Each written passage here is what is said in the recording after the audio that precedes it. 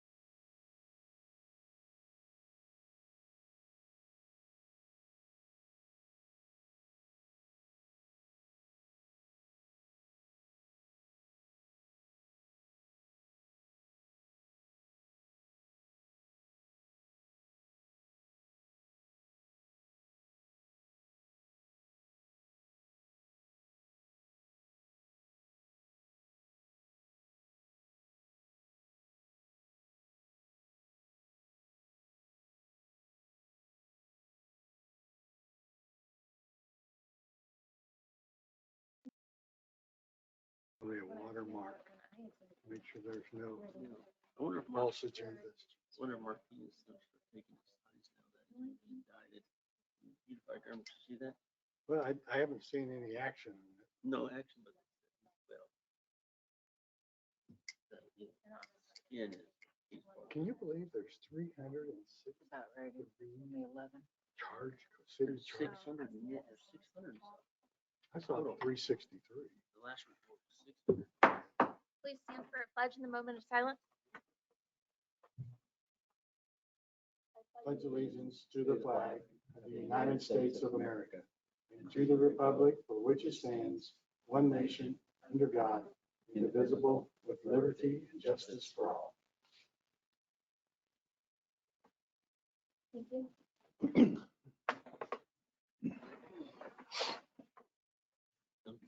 Item number 1, consider approval of the consent agenda items.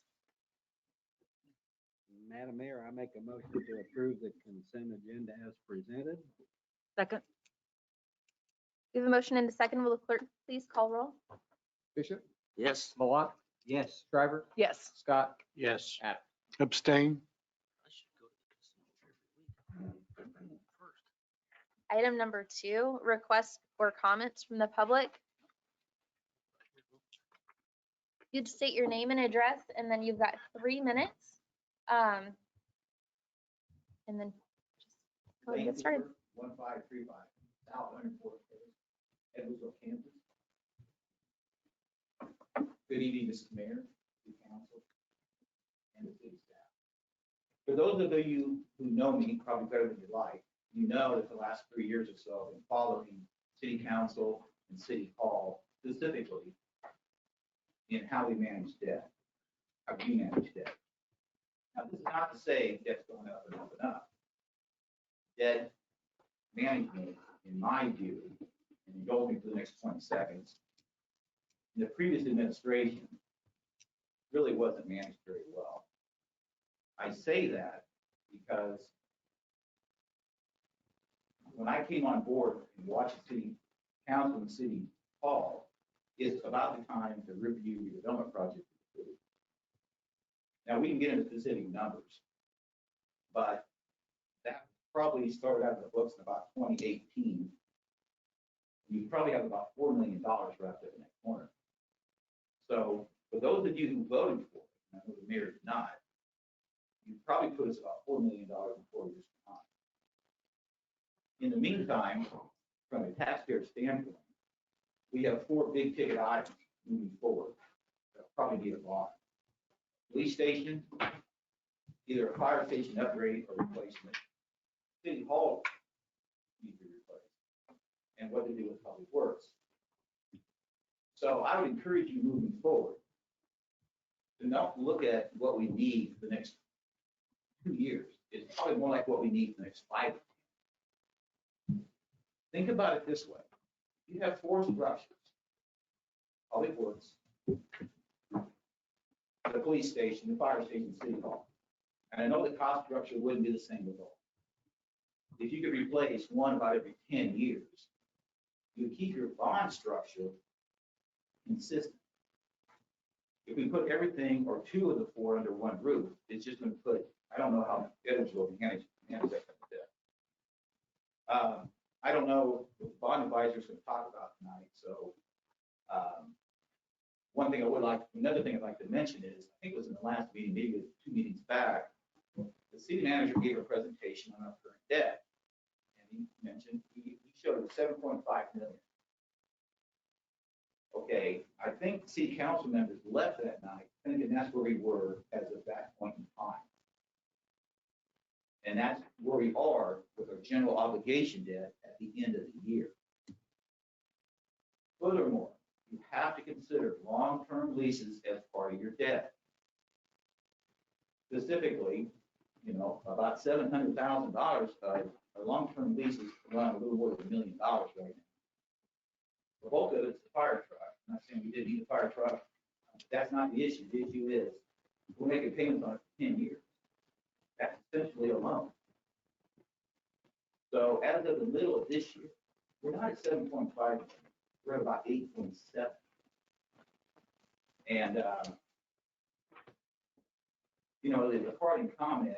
I know it's Riverview redevelopment water is money on the bridge, but I know it's not quite as simple. But you can get a pretty good start on the police station for $4 million, and we should be wrapping that up.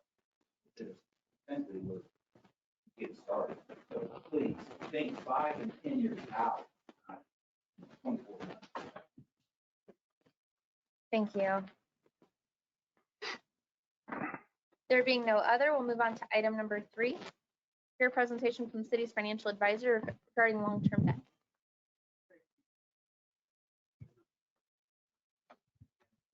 We have with us tonight, thank you, Kelly, is here to kind of give you a presentation overall of our bond indebtedness.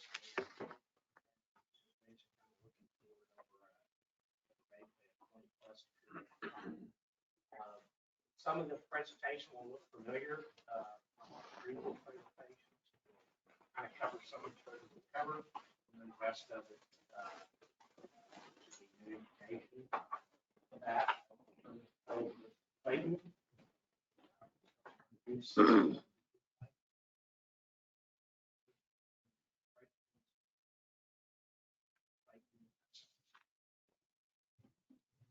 Thank you, Mike, and thank you for allowing me to speak here tonight. My name is Clayton Kelly, as Mike mentioned, with Piper Sandler, financial advisor for the city.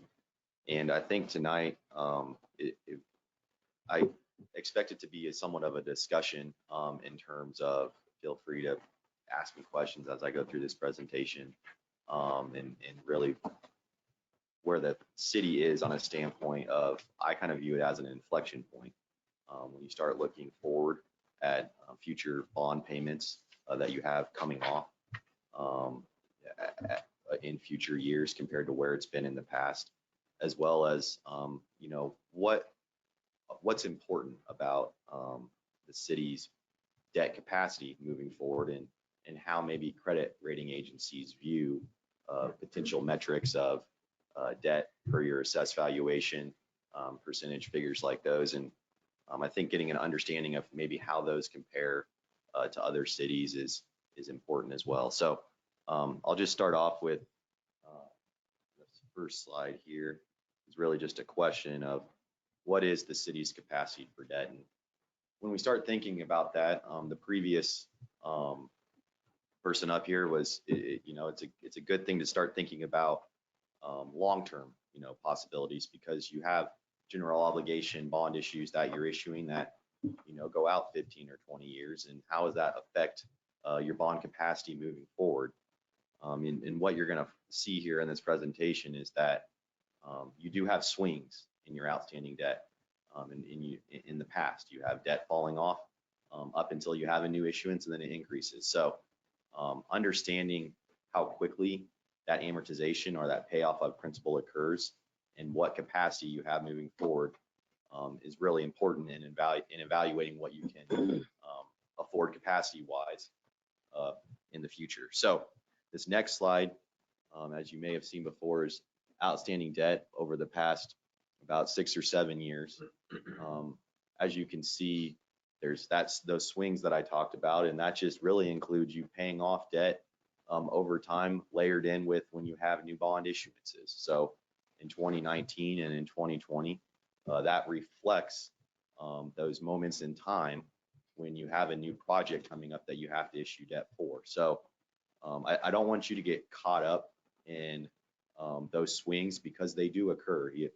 The one thing to understand is, as you have a new bond that you're issuing, if you just look at that entire debt at that one instance in time, you may see a large spike as a result of that. And it's something that it's because you're funding projects over 20 or 15 years all at once.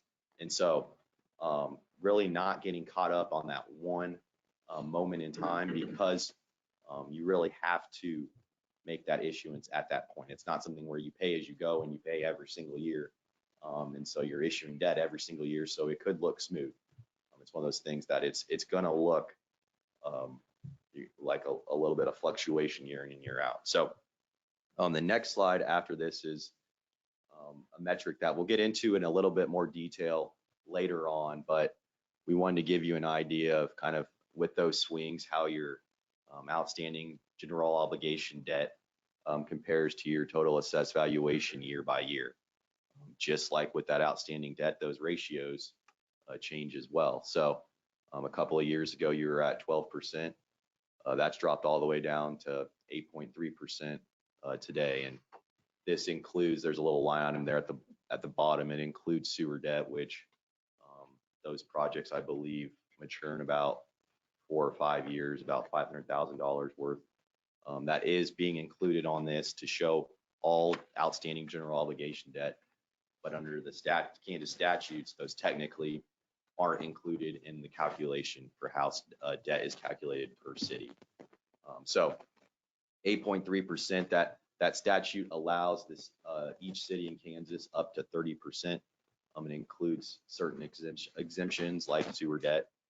But really, this metric is the value of understanding this metric is important from a credit rating perspective, because what happens before issuing debt is you are evaluated by either S&P rating or Moody's rating, and they look at several different metrics, one important one being that debt to assessed valuation. Instead of focusing on that, as I mentioned before, that one point in time, that percentage at one time, they really look at how quickly are you paying off that debt over 10 or 15 years. Are you paying that off quickly, or is it hanging around 20 or 25% over several years, thus not giving you any bond capacity for future debt issuance when projects come up that you need to take care of. So that's something that I really want to emphasize tonight, is really focusing on that long-term view of how a new bond issue or potential projects will affect your one of your metrics, your debt to assessed valuation moving forward. So this next slide, and I believe you may have seen this one as well, is really just focusing on or showing how your payments over time, principal plus interest, fall off. And this is just with current outstanding. This doesn't, right now, we'll include it later on, but include any future bond issuance. So as you can see, again, as I was talking about that 10 to 15 or 20-year period, how quickly are you paying things off that you have outstanding? You see a large drop in your principal and interest payments really over the next 5 or 6 years. You drop from almost 1.1 million in principal and interest to about 500,000. So almost basically cutting it in half just within a 5-year period. So that's why I think right now is a great time to discuss potential bond capacity moving forward, because you really have an opportunity as a city to capture this additional bond capacity moving forward as you're looking at projects in the upcoming year. This next slide is really just showing the assessed valuation growth of the city at different growth rates. I would say all of these estimates are conservative from a growth perspective when you look at historical growth of the city and their assessed valuation. I believe over the past 4 or 5 years been growing well in excess of 3 to 5%, which is the highest one we're showing here. So these do include, you can see kind of a larger, it's not a kind of a uniform increase there because we're showing industrial revenue bond. Those are coming onto the tax rolls in 2024 through 2028, 2029. So that's where you see that large spike, is just that increase in tax base from those. That'll be coming on the tax roll. But I mean, if you grow like you have historically, then at the end of 2040, we're showing 5% at 400,000. You could easily be well above that. And I think what this shows as well is understanding that in all the projected figures that you see moving forward, we're assuming a 3% assessed valuation growth rate, which I would say is fairly conservative, but you can see how much just a slight change over 20 years in growth affects your assessed valuation, or essentially your revenue source, your tax base for paying debt. So all of these charts really just wanted to go to show how we're being cautious or conservative on our growth assumptions in these future slides.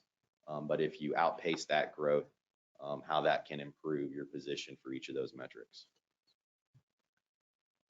And this is just a table that kind of just a snapshot of, if we assume that 3% growth rate in your assessed valuation, where that assessed valuation is 5, 10, 15, 20 years kind of down the line here. So 2030, just as an example, 15, let's say a 15% of your assessed valuation is about $28.6 million. So you start thinking about the general obligation debt as a percentage of your total assessed valuation in 2030, 15%, which is I'd say a fairly standard kind of metric for cities that they like to use. About half of that statute is already at 28.6 million. So that's kind of for holding it under 15%, your capacity at that moment in time, and it grows to 40 million by 2040. So just kind of showing what that growth rate looks like in the future. So with that, we have ran a few scenarios for the city to be able to see, if you consider a few projects over the next couple years and you end up bonding those projects, how does that impact all these metrics, more specifically the debt to assessed valuation metric moving forward, and what is your capacity for that? So we're going to show two options. Both include a $4 million issuance next year for 98 in the spring of 2023, followed by a $15 million bond issuance in September of 2023, followed by a $4 million in 2024. So all these figures that I'm about to show here in the next couple slides essentially assume $23 million of bonded projects over the next couple of years. 20-year structures is what we're assuming.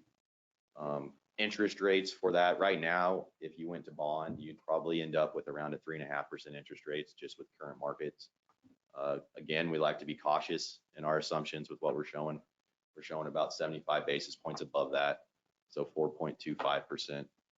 And again, as I mentioned before, that 3% assessed valuation growth as well. So the results of the two options. So option one would be, what is your structure on those three bonded projects look like if you want to keep your mill levy at 10.441 mils versus adjusting it to option 2, 11 mils. So by increase, and this assumes an adjustment this year, it allows a little bit more capacity from the 10.441. So your total payments over that time period is about $900,000 less by increasing the mill levy to 11 mills for the debt service fund. So all that means is that how we structure those 3 bond issuances that I showed before, you have more revenues to make payments earlier on. So when I talk about that amortization schedule on the bond payments that you make, you're able to layer in principal payments earlier on, so you're paying less interest over time. So you're essentially saving yourself about $900,000 in total debt service payments or principal and interest payments over that 22-year period by giving you a little bit more capacity at 11 mills instead of 10.441 mills in that debt service fund.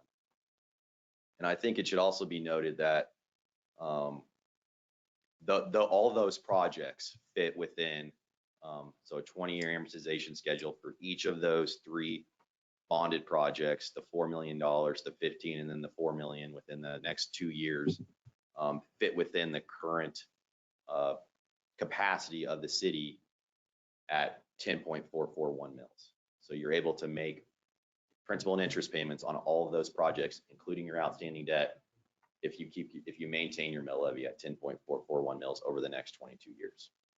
So that's when I talk about that bond capacity. What does the city have, that inflection point, by being able to maintain the levy that you have today, even though your bond payments are dropping, you're kind of creating, and for a couple of years, really over the next year and the year after that, some cash reserves to be able to build bond capacity and issue those 3 debt projects without having to require an increase in your mill levy over that time period.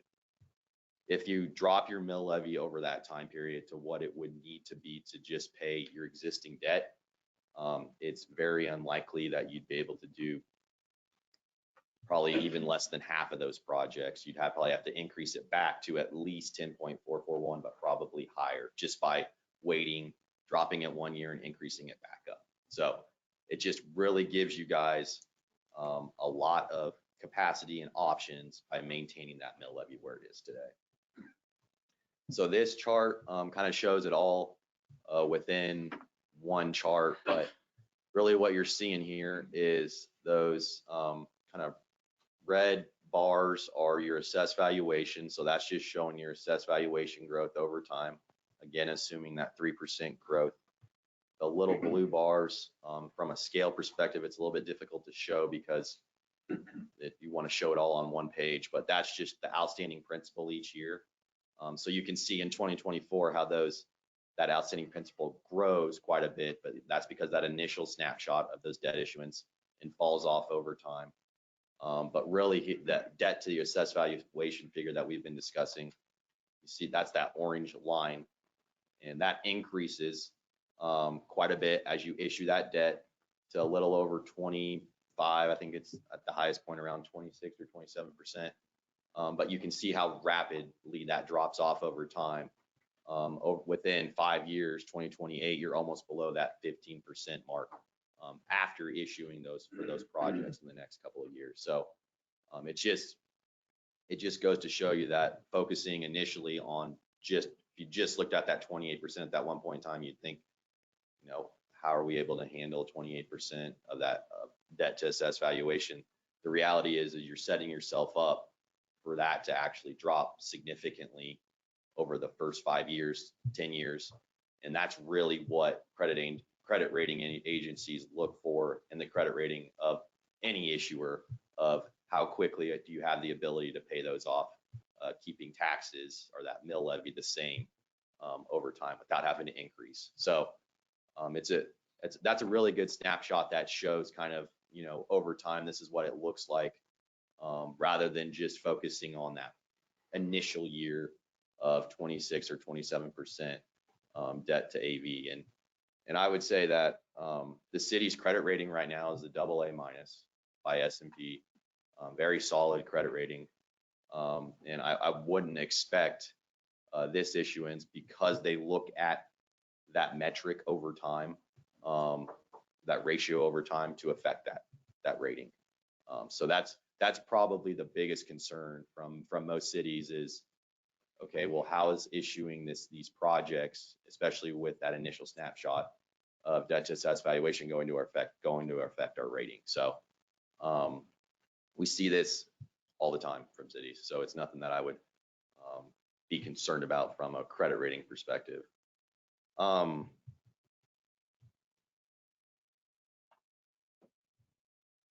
I would just say one other thing. I mean, it really what it allows the city to do, and really that orange line kind of shows it the best, is it gives you the ability to layer in new projects over time as well. So you're kind of, we go back to our initial slide where we see outstanding debt and that kind of wave, ebbs and flows of that chart.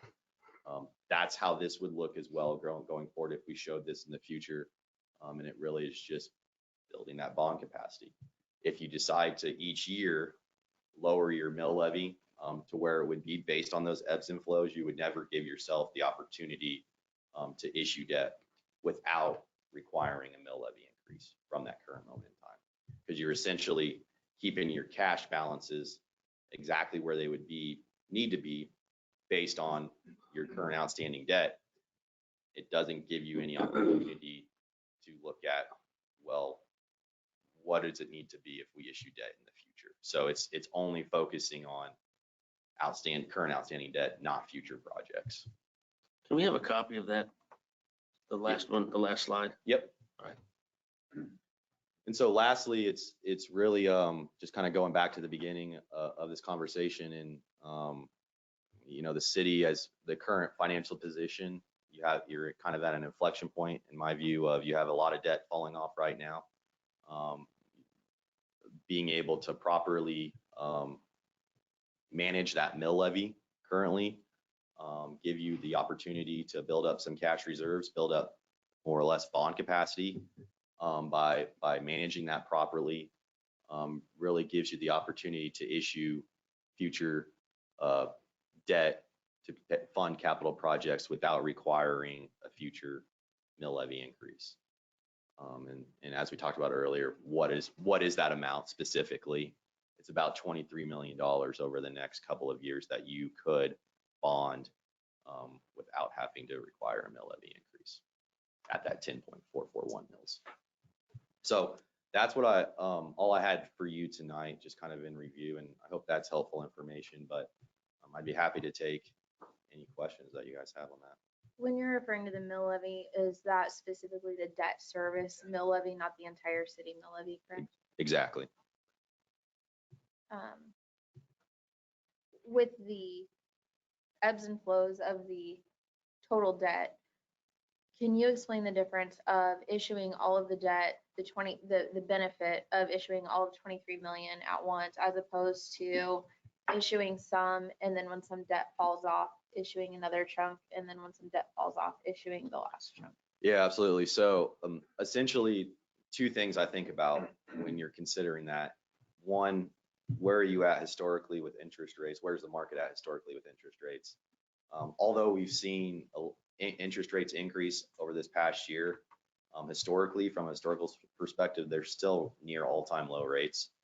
So my concern from the interest rate side of things, when that question is posed, is we could be at 5 or 6% interest rates in the next couple of years. So when you go to bond that project in 5 years, you're now bonding it at a 6% interest rate instead of a 3% interest rate.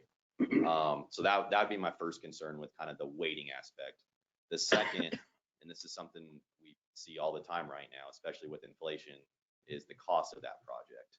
We say, a lot of projects that have been delayed over the last 5 or 10 years, if you look at the cost of doing that project 5 or 10 years ago, and you look at the cost of doing that exact same project today, on a lot of these projects, some of them are double in price. I mean, you're looking at least 50% increase in those projects just as a result of construction costs and construction inflation. So I don't see any reason why that would change, and you'd start seeing lower So strategically, it makes more sense to do it as a bundle? Yeah, I would say just the opportunity to be able to lock in at all-time low interest rates or near all-time low interest rates, and being able to do all those projects, kind of lock in the cost for all those earlier rather than waiting.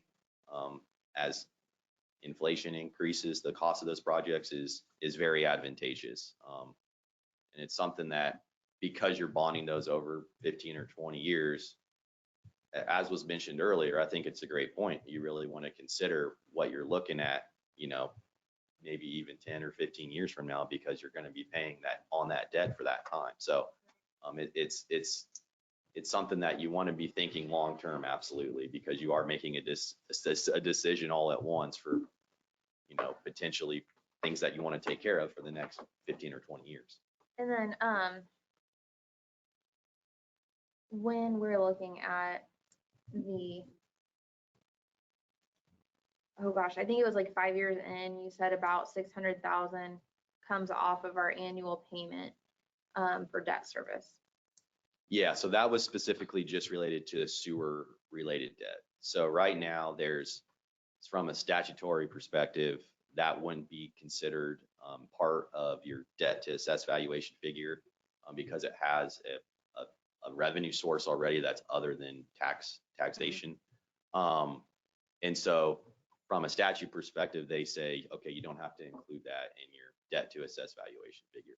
And that amount is about, I think, $600,000, and I think it matures in 2026 or so, sometime in the next 4 years, 28.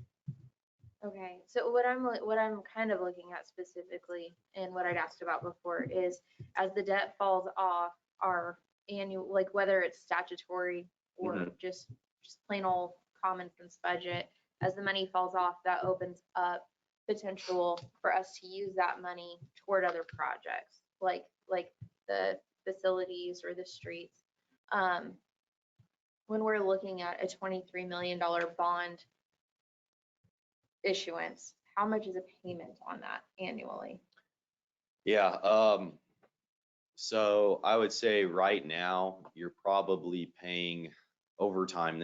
You got to think about it as the interest amount over time is on a $23 million project.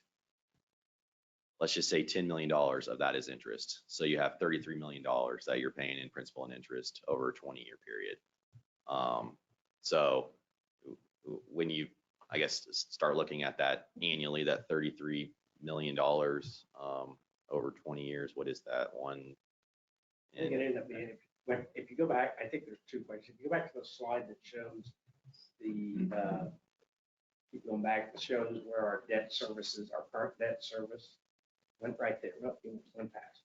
I think the first question is so if you look at if historically or our high point was, we'll say $1.2 million, as you see that gap, and I think we've talked about that, each year there's a little more gap, that gap being, so if I'm paying 1.157 in 2021, in 2022, we're down to, 880,000, then it levels, and then, 2026, 7, you're dropping down to the $600,000 range. So a portion of that new debt, right, is covered, if you want to say, by the old debt payment. So if we just kept our debt payments level.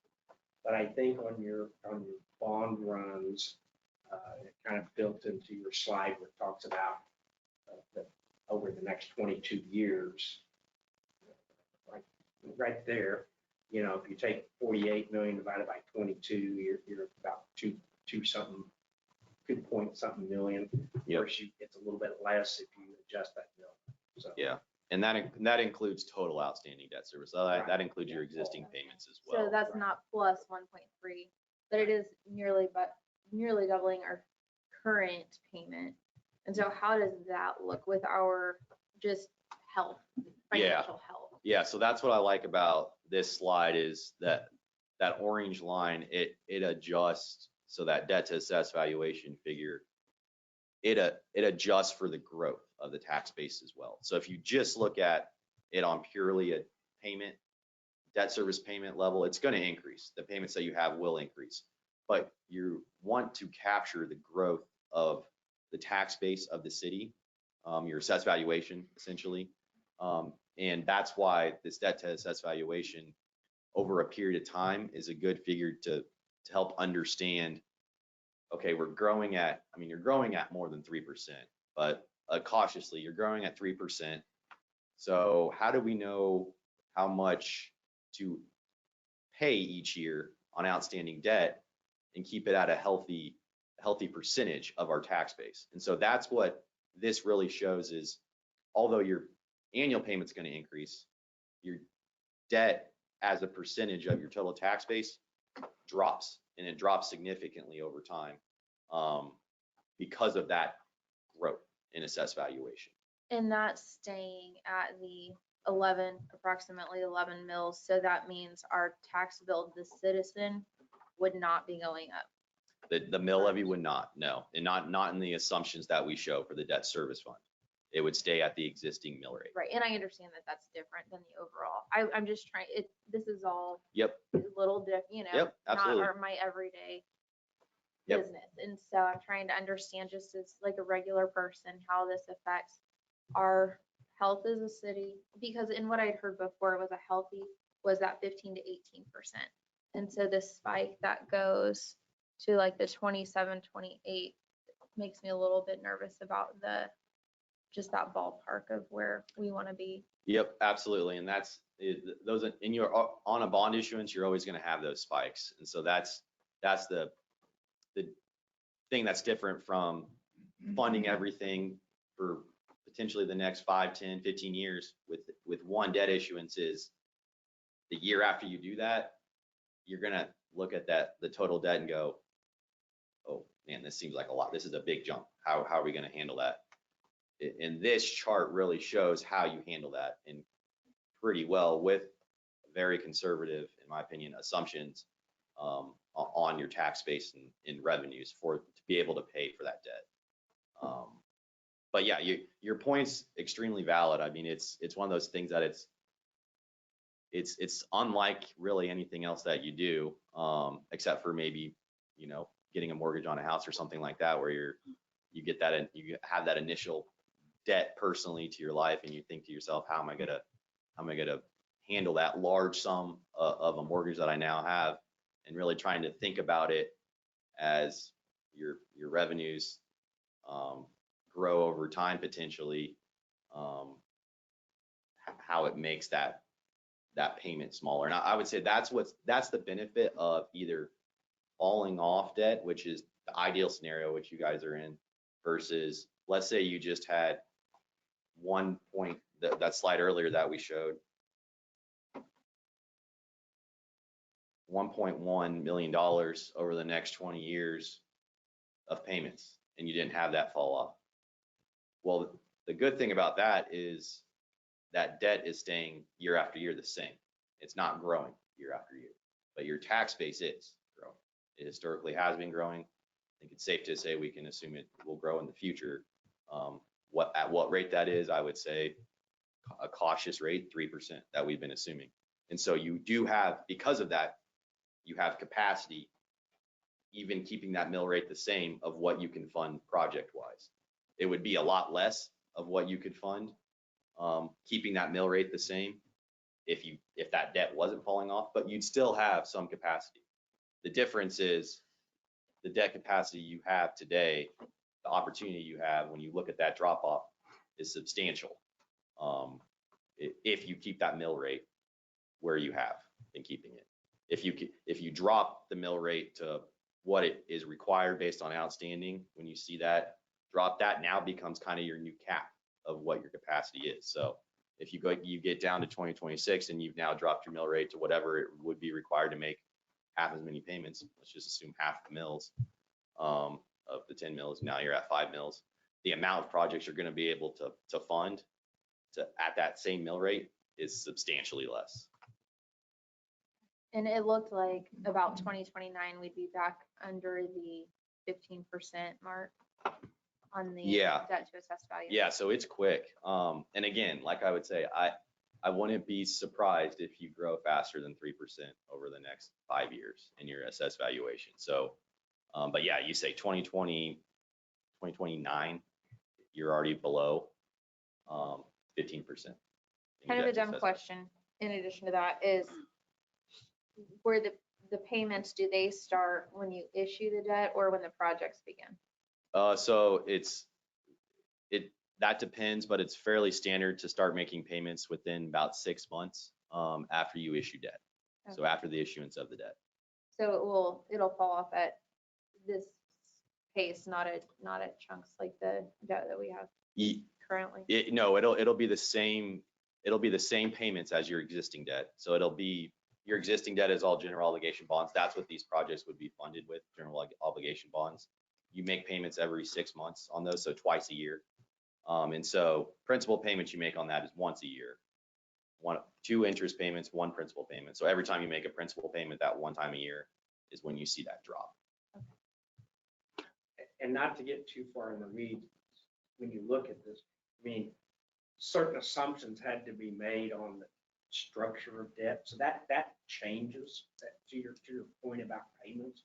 So sometimes those may be structured where the first 2 payments are interest only. Sometimes they're structured where you actually, the interest is part of the bond issuance for the first part of it. So it can change how your payment schedule goes. And that's a little bit, when you look at those 2 options between keeping the mill levy at 10.441, and if we ran it at 11, it would change even this peak a little bit because you would start paying principal earlier. So it's not unlike, I think the example about a house, if I have a $1,500 a month house payment, but I go ahead and put another $250 a month on top of that, I still have a 30-year mortgage. If I look at it, it looks like a 30-year mortgage, but I end up cutting 2 or 3 years of interest cost off. So it is that play between the growth and the mill levy and how the debt is structured. And again, we've made some, from a structure standpoint, from an issuance standpoint, fairly aggressive, right? To issue the 23 million over a very short period of time.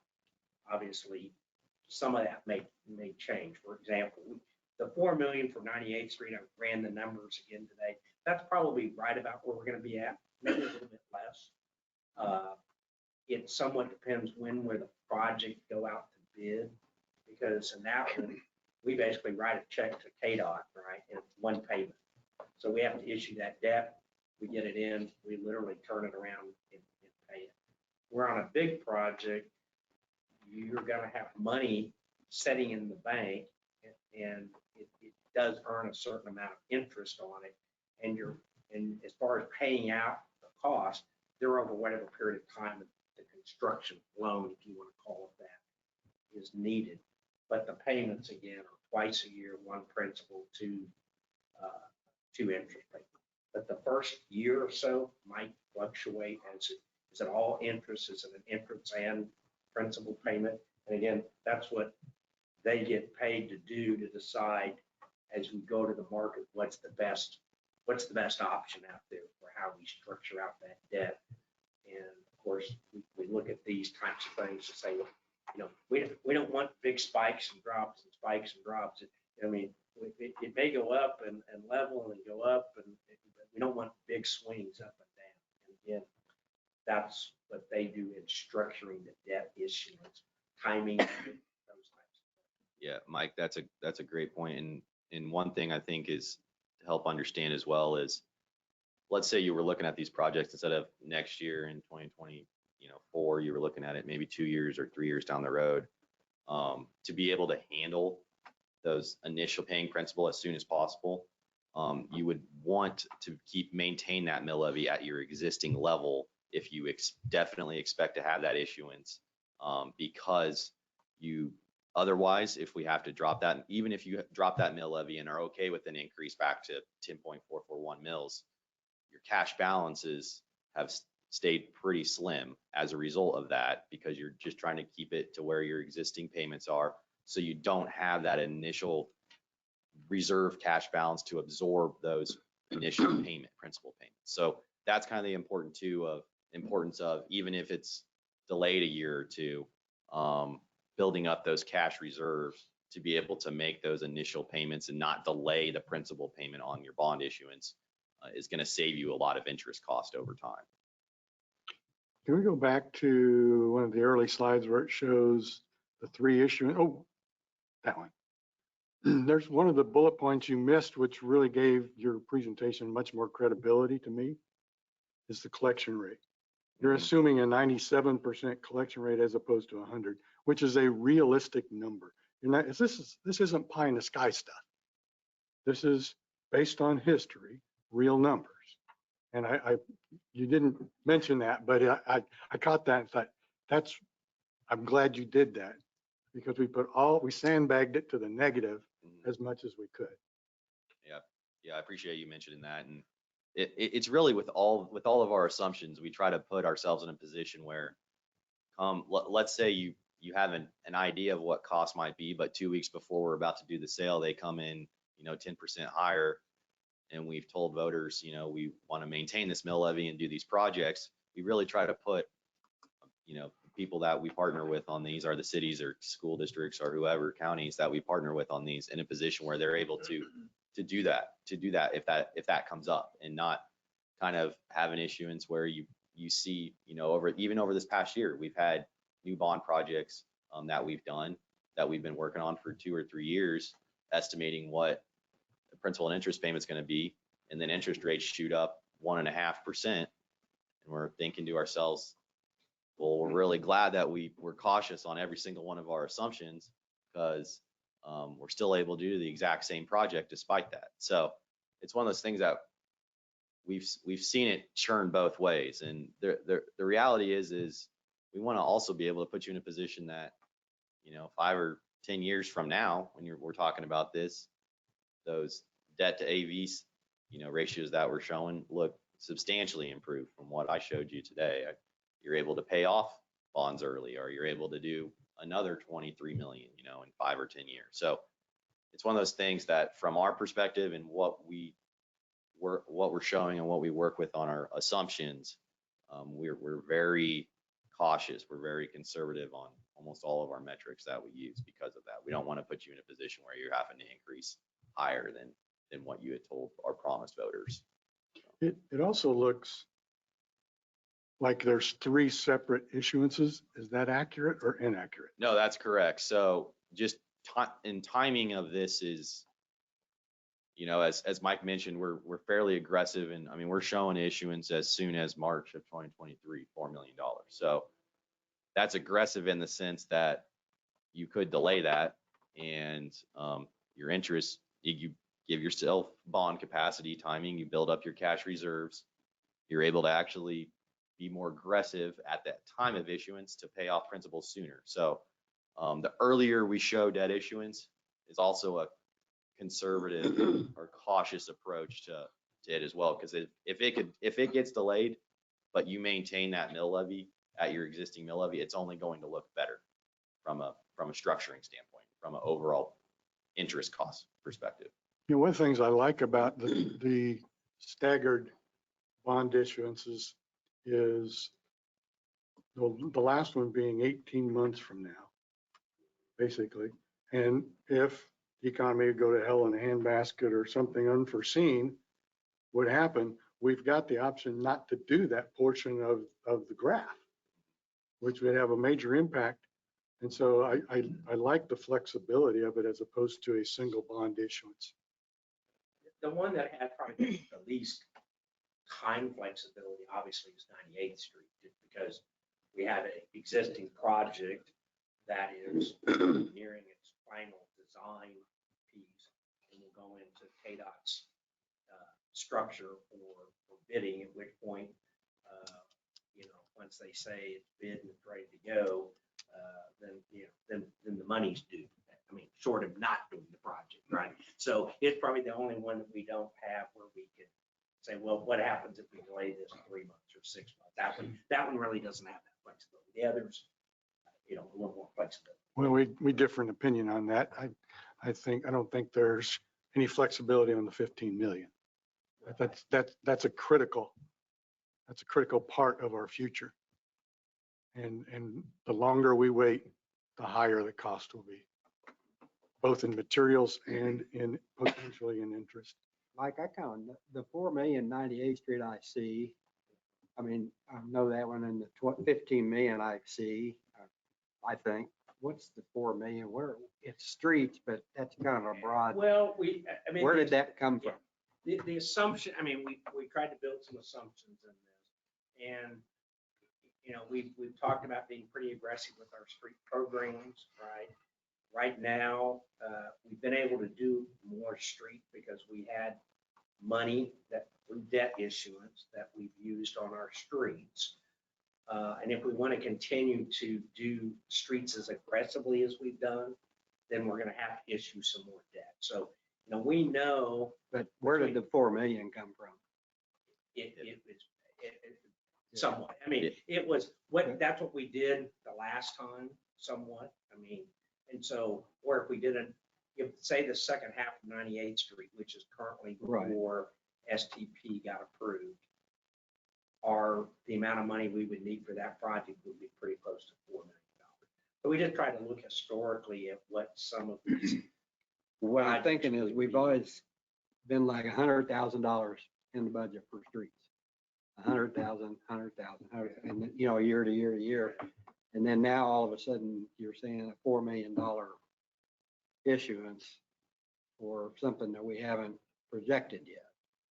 Well, I mean, am I thinking right? We haven't picked a project or talked about specific project, but if we go back to Kansas Avenue, if we go look at 110th Street North, or both sections, and we look at those things, we have a pretty good idea of what some of our costs. We're assuming something like that would be used for a major capital project versus, like you say, we're trying to. Well, basically, very simply, that could be money in the bank that could be getting interest. Yeah, that and we could Mike, use yeah, in the future. It We doesn't might have- do, it might not be a single project, just like today, right? I mean, when we did 102nd Street work this past year, some of that money came out of our special sales tax fund.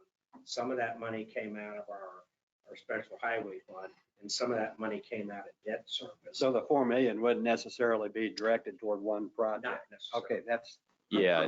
It kind of goes back to our initial question of, what is, if we issued, over the next couple of years, an amount to maximize the city's bond capacity at that current mill levy, what is that amount? And it's about $23 million. So that's kind of where that figure ties into of, without having to increase the mill levy over your existing mill levy today, if you issue 20 year bond financing, total amount you could issue over the next couple of years is about $23 million total. Well, was trying to clear up with it wasn't earmarked for, you got to use it here, you can't use it over here. At the time that we would do a bond issuance, right, on any of these bonds, right, at that point, we do have to give a bond description, right? We can't go issue debt.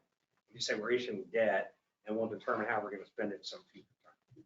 That we cannot do. That's in all the documents that Tyler, prepares, our bond counsel, working with our financial advisor, puts all the appropriate language out there. That's why I can't take, maybe we have money, as you know, in various project funds now. I can't just go move money from some project to some other project because we said when we issued the bond, we're going to use these bond dollars in the approximate amount for this project. Now, there are some ways to move them, but you've got to go through a process all the way up through the Attorney General. So we put money into specific projects. Those get determined at the time of the bond issuance to some respect. Here again, there's some flexibility. Could that be, we may decide we want to take half of that for roads and half of it for parks. I don't know. We just tried to build that other 4 million and said streets infrastructure. Okay. It could be any number. Okay, that's what I want to know. And then the 3.5% interest would be good now, Yep. but next week it could be 8%. Yeah. I mean, hopefully not, but yeah, you never know. I'm not a CPA by any means, and that's Yep. why I ask these questions, but Yep. I do kind of understand the interest and Yep. what could happen to it all of a sudden. So. Exactly right. You want to, I know it's something on a lot of people's minds, and you see it every day from the interest rate market. Mhm. It's gone up, and I might just talk about what I've done and kind of maybe what we Yeah. envision a little bit in the future. Yeah, absolutely. So I would say at this time last year, if you were going to do a 20-year financing, you'd probably be at 1.5% interest rate. So that's how much change you've seen over just over the last 12 months. A lot of that just has to do with kind of the Federal Reserve movement, and a lot of it initially has been short-term interest rates. So you look at 2 or 3 year interest rates, and you've seen those jump substantially. And that kind of flows into longer-term interest rates and just the uncertainty. But at this point, nobody really knows at the end of the year, what is that short-term Federal Reserve interest rate going to be? What are they going to set it at? And so you have so much uncertainty of where banks' projections are at the end of the year of what our interest rate's going to be. They're trying to, on a 20-year financing, project out what our interest rate's going to be in 20 years. I mean, it's one of those things that I bet if we went and bid this bond out and got 5 or 6 banks to bid on it, you could see a disparity of 1 or 1.5% between highest and lowest bidder on that. And so that's just, unfortunately, it's a lot of uncertainty, uncertainty on the timing, really, of anything else of how the Federal Reserve is going to handle this inflation that we're dealing with right now. And so, and then you bring in kind of the world into it, and you look at kind of Europe and their central bank, and they're now starting to increase interest rates as well. They just had the highest interest rate increase in a long time. And so it's one of those things. It's not just affecting the United States. It's a world phenomenon right now and again, it goes back to the perspective. We're still near all-time low interest rates. I mean, you look 20 years ago and we were at 6 or 7% interest rates on this. So 3.5 is by no means the end of the world, but because we just came off literally all-time low interest rates a year ago, it looks like a huge jump. And when you're trying to project out projects and cost of those projects, that's a large jump when you're projecting. But again, I'll just go back to our assumptions on this from a revenue perspective, from a collection rate perspective, from an interest rate. If we're fairly conservative or cautious on all of those metrics, then one spike in one of those usually is offset by how cautious we've been on the other ones. Because if you look at the other side of things, assessed valuations have been growing like crazy the last 5 or 10 years. And so if we could see interest rates jump to 4.5% next year, but your assessed valuation maybe jumps 15% next year. So that kind of just helps offset that a little bit. Can we go back to the slide with my favorite one with the 97% at the bottom? Yeah. Based on what you said, it seems we might want to consider the 4 and the 15 together. If we see interest rates moving, and the speculation would be that maybe it's headed towards 5, and we have the opportunity to get in at 3.6 on the whole 19 million. Yep.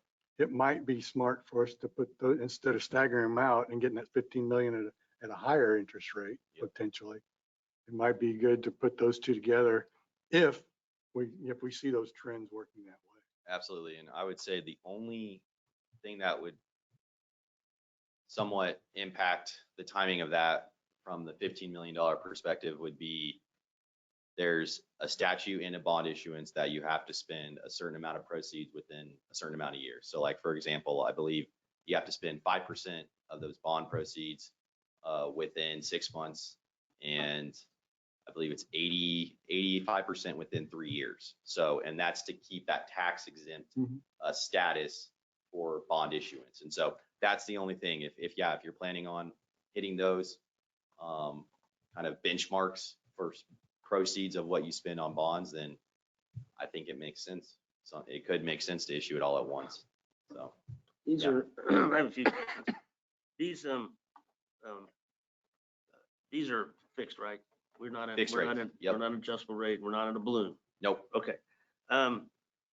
With the way that you have that the scale going down, and we are in our to paying our debt off. I know we need some cash in the bank. I understand that. But there's no penalty for early payoff, is there? Of, let's say, just if we made an extra interest payment here and there, or an Yeah, extra so- principal payment? Yeah, so typically 6 to 7 years after a bond issuance, you have what we call an optional redemption feature, which allows you to prepay on the outstanding debt at no penalty. So I would say you have outstanding bonds that you could absolutely take advantage of that right now.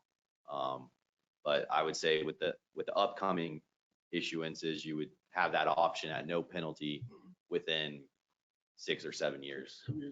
What is, your professional opinion, how much cash do you think we should have in the bank to back up a bond issuance like this? We've ran numbers on it in the mill levy. We call it a mill levy analysis, essentially a cash flow analysis for the debt service fund. If you keep the mill levy the same next year and you don't have a payment until 2024, that builds up to over $1 million in that fund just by keep maintaining that mill levy. And so what that allows you to do is in that first year, in that 2024 year, you can move principal in that $2.2 million total payment that you have to make. You can move a lot more principal in that first year to make that payment. Whereas usually if you don't have any cash, let's say you had $200,000 of cash in there, you probably don't, let's say you have a down year potentially in assessed valuation, you grow less than 3%. We don't want to put you in a situation where you're going to have to increase your mill levy just because we structured it with an additional principal payment. So it definitely provides you cushion in the first, I would say, 5 years to keep that mill levy where we're trying to keep it without putting you in a situation where your assessed valuation doesn't grow at 3% next year. Let's say it grows at 1%. Well, we've structured it assuming it's growing at 3% and you only have $100,000 or $200,000 in cash reserves to make that payment. Now, because it only grew 1.5%, you're looking at negative $100,000 after that payment. So I think if anything, it just gives you some flexibility or some cushion in those first 4 or 5 years to allow for a change in collection rate or assessed valuation growth if it doesn't quite hit the benchmark that 3% benchmark that we've had in our assumptions. So in terms of what's a good level to have, I mean, it's difficult to say just because the state likes to see low cash balances, especially in your debt service fund. But I would say from a flexibility standpoint, keeping your mill levy what you promised to voters or to patrons, having 25 to 50% cash balance in any given year, what your debt service payment is going to be is a good position to be in versus 1 to 5% cash balance for that debt service payment. Just gives you a lot more comfort if that growth doesn't come in what you expected it to from your tax base. And we can use that. We would be able to supplement that cash with, if, like you say, we don't get the 3% growth like we're expecting. I believe it's going to be that, but we could supplement the cash balance in the debt service with the shortfall of the revenue, correct?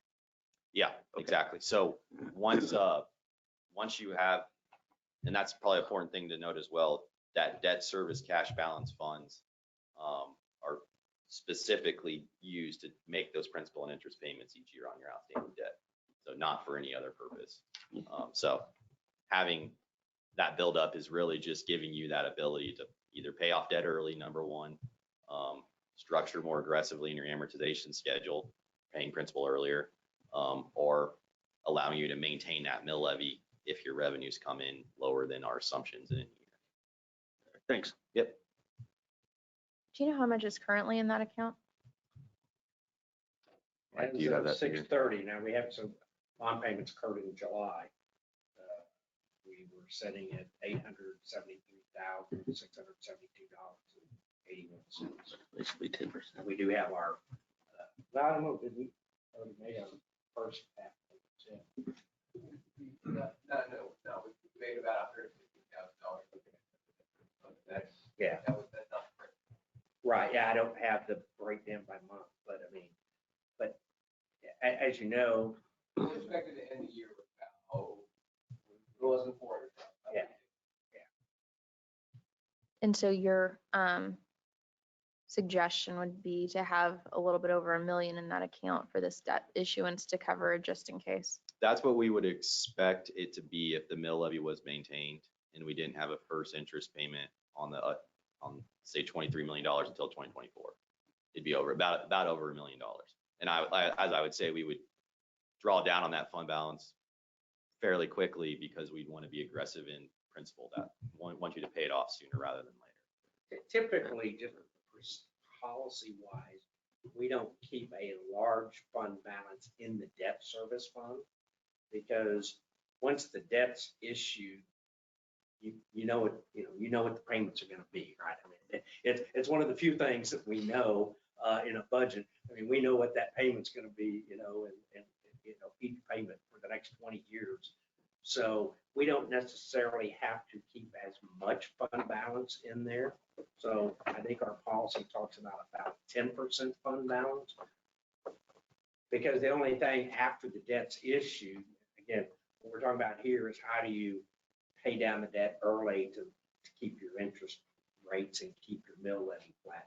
But once it's issued and you've got that, there's not many, the only money coming into the debt service fund basically is taxes, IRBs, and transfer from the sewer to pay the sewer debt. Right? So our policy is any debt that's issued, that sewer related debt, gets funded by the sewer system, which is the way it should be. So pretty much that, and there's some interest earnings.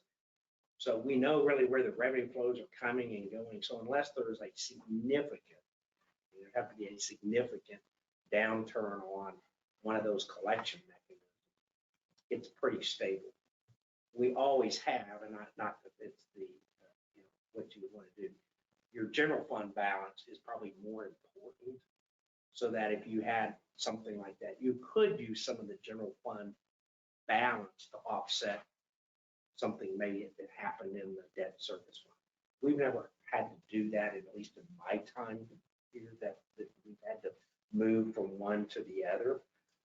But we generally don't keep a lot of money in the debt service fund, but starting about a year ago, I guess, this budget, maybe the previous one and the one we're talking about, as we presented those to you, we've kind of said this, or you heard me say it, we want to hold that particular part of the mill levy constant so we can build up some of these revenues. So at the point we make these kind of decisions on these bigger projects, we've kind of built up a little bit of a savings account because the goal is to be flat in the sense of the mill levy as much as possible. So we don't have to say, well, we went down to 5 and we've gone up to 12, we've gone down to 8, gone up to 11 and bounce back and forth, try to keep a level rate in there. Generally, I think it's the preferred method to get. I mean, a quarter or half mil change is relatively, negligible in the things. And again, I think as the mayor pointed out, we're talking about only debt service rate. And when we talk about debt, as mentioned earlier, I mean, you do have long-term leases, but those are funded by other places. We're talking about debt that is funded through property tax rate that's assigned directly to interest, the principal and interest, right? So that's why we use that number, because we're talking about that number as it relates to the mill levy. And those others, some of that comes out of sales tax, some of it comes out of the general fund, it doesn't come out of debt. Yeah, and I'll add just my 25 to 50% figure I was talking about earlier. That's more just related to like the next couple of years. Once you have that initial spike in debt service payments, is where that would be beneficial to have. The difference in this scenario is you will have a jump in your principal and interest payments, as we've discussed, if you did these projects, but your growth is fairly substantial as well. When you start looking at when we go back to that assessed valuation growth chart, how quickly you're growing. So there's eventually an inflection point where your growth starts to steady off. At that point, you'll have an idea of, your debt service payments each year. And kind of once that stabilizes more or less, it's a lot more comfortable to have that lower percentage of fund balance as a percentage of your debt service payment. And last question I think I'll have is this goes for about 20 years. Over the last 20 years, so from 2000 to today, have we averaged at least 3% in growth in our assessed valuation? I don't have it with me, but I would definitely say so. I will tell you, and because we had this discussion, oftentimes you've seen presentations at 1% by the financial advisors. They go very conservative and in a good way, they've been incorrect on it, right? I mean, typically, I can't tell you that over 20 years, it's been 3% every year. But, and of course, we had some years, all right, 2008 to 2010, property values went down everywhere, right? And we weren't unique to that. The unique thing for us that really helped us during that time is we had a lot of IRBs on there and they had fixed payments attached to them, right? So their value went down, but their tax payment didn't go down from those commercial properties. And also, Mike, you remember we showed before where you account for that dip in 2008, 2009, that kind of offsets the big increases that we've seen as of late, whereas you flatten it all out, where one year you might see a 9 to 11% increase, flattened out from 2008, that I think our average is about a 5% growth. And once you kind of average out all the years together. That's what I was just kind of wondering is because we just see a projection of from this year forward and not a trend from this year and back. And that's why in those early slides, we did try to go back a little bit, just how far back Sure. how value is, how far back is it? So we tried to, at least the last 5 years. And we went down, 2008 to 2010.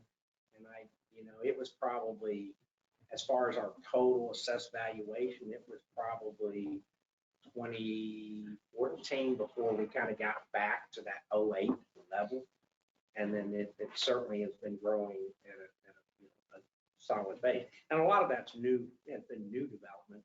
And then of course, as you all already know, part of the reason we see that kind of rapid uptick is we've got, tens of millions of dollars of IRBs coming off and onto the tax roll. So behind all these numbers, right, we took into the account of those things are coming on the tax roll, but we also know that the revenue from the IRB goes down. Right? So there is some offsetting. So we built both sides of that. We didn't just say, oh, look at all the nice growth. We said, here's the nice growth, and also here's revenues that won't come in under the IRB, but they will show up under property tax. But it's not, it's not a 1-to-1 ratio. We know that. That's built in numbers. We have the growth, the average growth, and we know that's been very strong over the last 15, 20 years overall. I think another key component of the last 15 years anyway, is extremely well-run organization. The council being very conservative and preparing for this type of thing in the future, so we can make these kind of decisions. And our city manager and his department heads watching the budget like a hawk. And it allows us to be in this kind of a position because it's not only the revenue side of this that gives us the AAA minus, it's the expenditure side, and managing that well is the other side of the equation for the rating. Well, thank you so much for coming today. This presentation, I think, was very helpful in just helping us understand in depth the debt that we're looking at and what that could mean in the future as well. Along with Mr. Adams, I appreciate the conservative approach and just making sure that we're on the safe side on the numbers. That is what our assistant city manager does on a regular basis on our budget, is uses the conservative side and the safe numbers to make sure we're not overextending ourselves. So thank you for that and coming out today. I appreciate it. I appreciate you allowing me to talk. I thought it was a really good discussion. So thank you. Thank you very much. Item number 4 is Before we leave that. Sure. I would like to keep this train rolling down the track. And so the next step, since the numbers look so favorable, the next step would be to work on an RFQ for architects and planners to start working on the building needs and costs and so forth, which is going to be something that has to be done before we issue these things. We have to know what we need to issue. And we've got money in those accounts that are set aside for this area down here. And I'd go as far as to make a motion that we task the city administrator and his staff to move forward with developing an RFQ for the next step. I don't, and maybe this is a city attorney, but don't we need, that's not on the agenda for tonight as far as being available to the public? I don't know if you necessarily need a motion, but you can always instruct the staff to look into a certain area, to explore a certain area. So we don't need to make a motion, maybe just have Mike look And into. it would be the consensus of the council that they would ask the. Start working on the RFQ. Yeah, I think, and I'm stepping here and correct me because I don't know all this, but, you know, if we want to move forward with with the facilities discussion, right? And like, well, you know, the missing, and I mean, I hear y'all saying, well, how much is that going to cost? I mean, you know, we have a lot of information, but really, I think the next step is understanding those costs, and we need to have some professionals brought on board to help tighten that down, right? And, you know, that's the architect, construction manager, whatever. And typically, unless you all want to go a different route, right? The RFQ process really just allows us to put that out there, gather those back, have some kind of review team, which I would assume, as it's done in the past when we did our space study, include, you know, members of the council. I mean, the last one we had a member, the mayor and a member of the council, some staff members, you know, however you want to set that up. Review those are, you know, first get the RFQ, kind of bring it back to y'all. Here's what we're thinking. Is this online? Then we would issue it. Then there would be a review process. Then you would say, this is the firm we want to work with. And then you really get down to fees and services, because if you're looking for the right qualifications, it's not a competitive bid, so to speak, right? The first phase of it is, I mean, I can say, oh yeah, I'm an architect, I'll design this for you. Oh yeah, what's your fee? Well, I'll do it for $50,000, but I don't have any experience in this area, right? And we want to make sure we get the right professional. So I think what I'm hearing, and correct me, would be putting that first step together of what the RFQ would look like and bring that back to the council to say, are we on the right track? That's So you're not talking about like reaching out to anyone yet? No, You're no, just bringing back No, we're talking a about putting proposal. like we would do a request for proposal, request for bids, business qualifications, but the professional service. Sure. Just and then we would come back to you all before that would go out to the streets. So, and I'm sorry, Okay. just because I'm a little foggy on this now too. So did we decide, do we still need to decide what exactly we want too? We haven't decided that.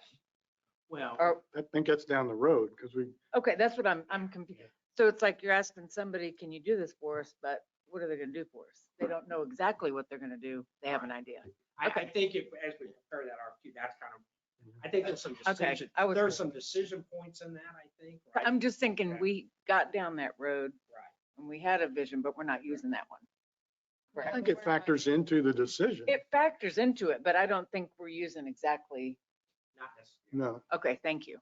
That's all I You wanted to may know. be, I think the questions are, and we won't answer those tonight, because, you know, there's the questions of, do you build a single facility? That's serves what everybody? that was my Do you point. build- You're going to go ask two people to different do something, facilities? but we don't know what, okay, I think that's what we'll, you know, there's gotcha.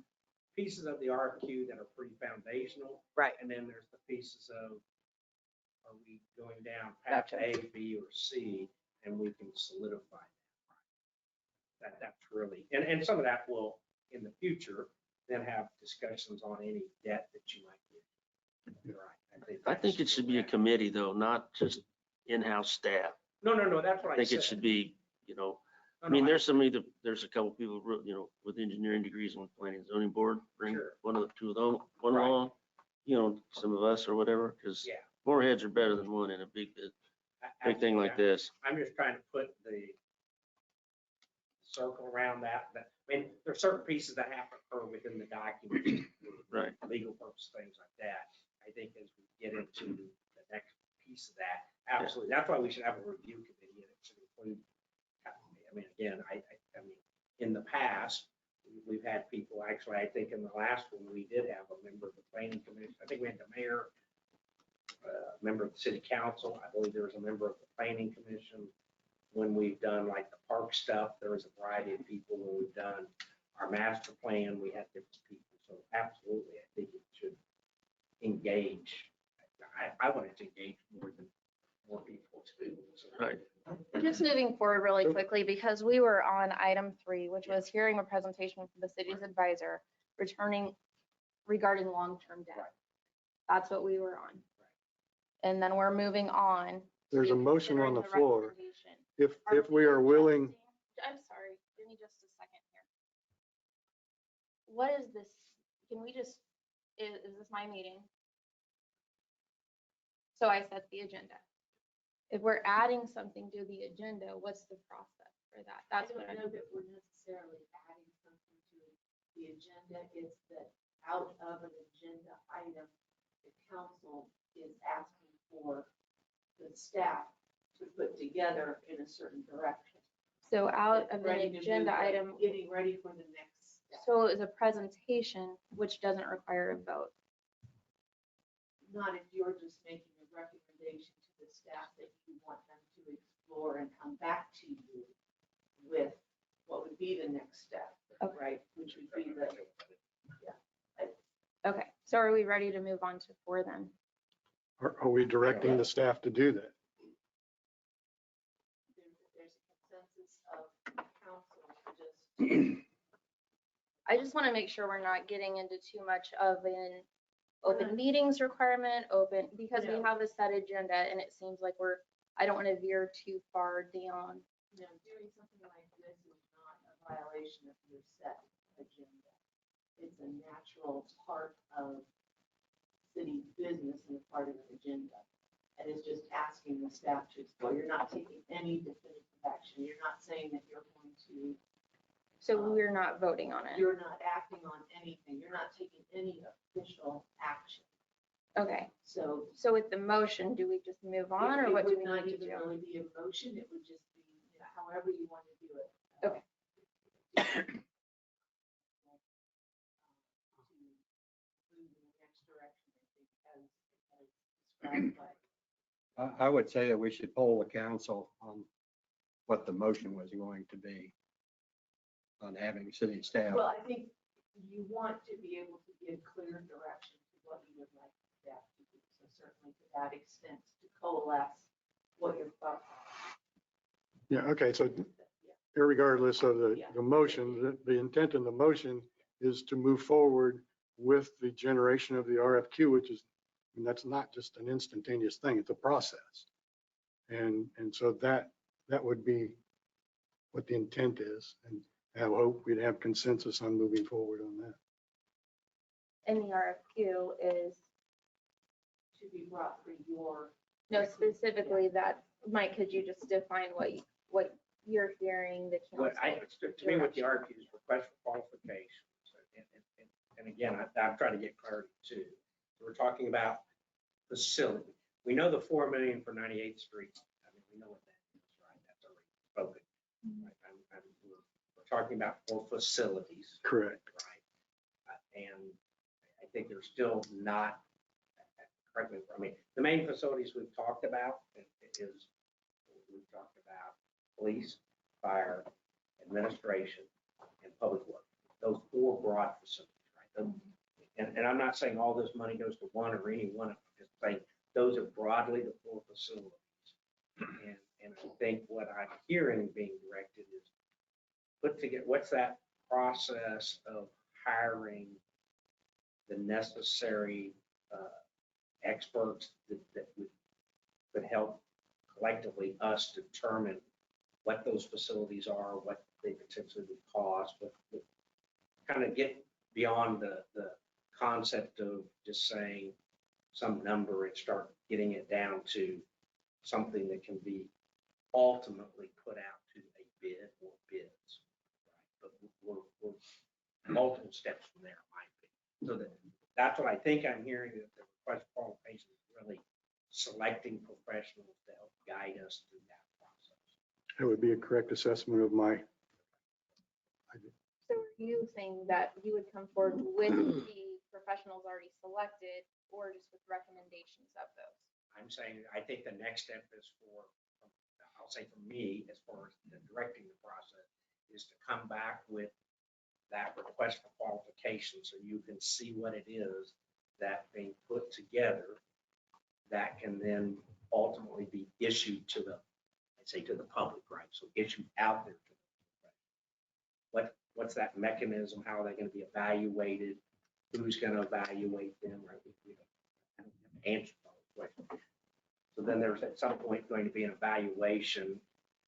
Following the evaluation, the council, by a formal action, would have to say, and we select, firm A and D or whatever those are. Then there would have to be some contracts developed with those firms to do the work, which would also take council approval. They're going to then do whatever work they do, and at the end of all that work, then you're kind of, okay, yes, I mean, obviously there's a lot of people. At some point, then you say, and now we're ready to go construct something. Mm-hmm. And this is what we're constructing, and we want to put that out for bids. And of course, that's a has its own council. Is there any cost associated with the RFQ, what we're talking about right now? Not really for the issuance of the RFQ. Time. I mean, there's nobody we need, anyway, there would be some time, the city attorney to review, but no outside. We're not hiring anyone. We're not selecting some company or some firm or any third party to do anything. So the next step would be put the kind of meat and bones out there, come back to you, make sure we're on the same path, target, whatever. And if it's no, then it's okay. If it's yes, then what's the next steps after that? And we'll kind of put that together overall. That's what I think. I don't hear anybody. I'm not getting that go out and hire somebody. That's not the message I have. we're not there yet. That's my concern, No. is putting something that's like tying us to money without that amount or that specifically being on an agenda for the public. Just putting forward what we're going to look for in your Right.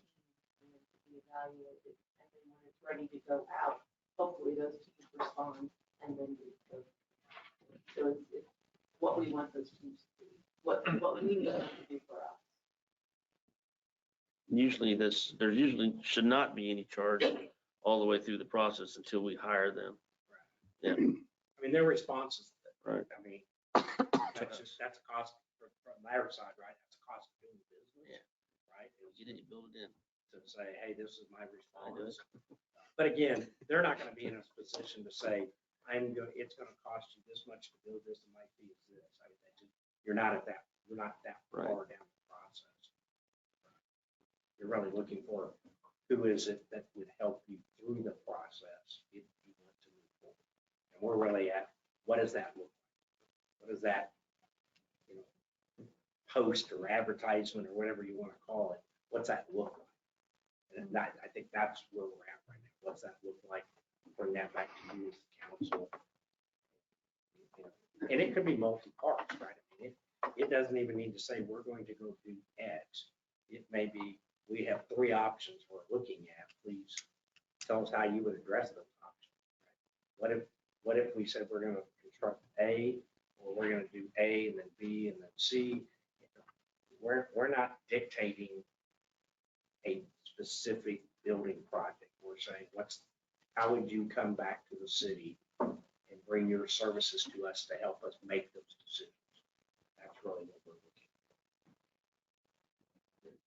at. And so that's the RFQ process.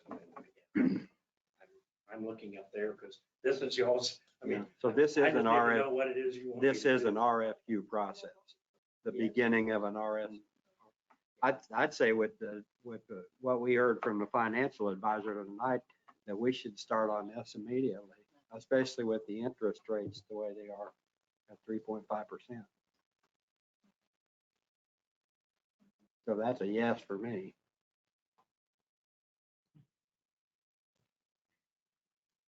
Did we do this last time? We did. Do what? And An it got- RFQ? And it got Did we do an stopped about RFQ? 18 months ago. No, did we do the RFQ like this? I don't know that we've done an RFQ. We did, when we did the facility study. Yeah. Right, when we did the Right. study, we did do an RFQ. And we went out and it went to, I mean, we sent it to some firms we knew and then other firms picked it up off of, Gotcha. normal advertisements and responded. And again, there was a review group and that ultimately said, we want to pick this, this group, this team. So relative to what we call the facility study, absolutely. We did the same thing on the riverfront project too. That's correct. Yes. Yeah.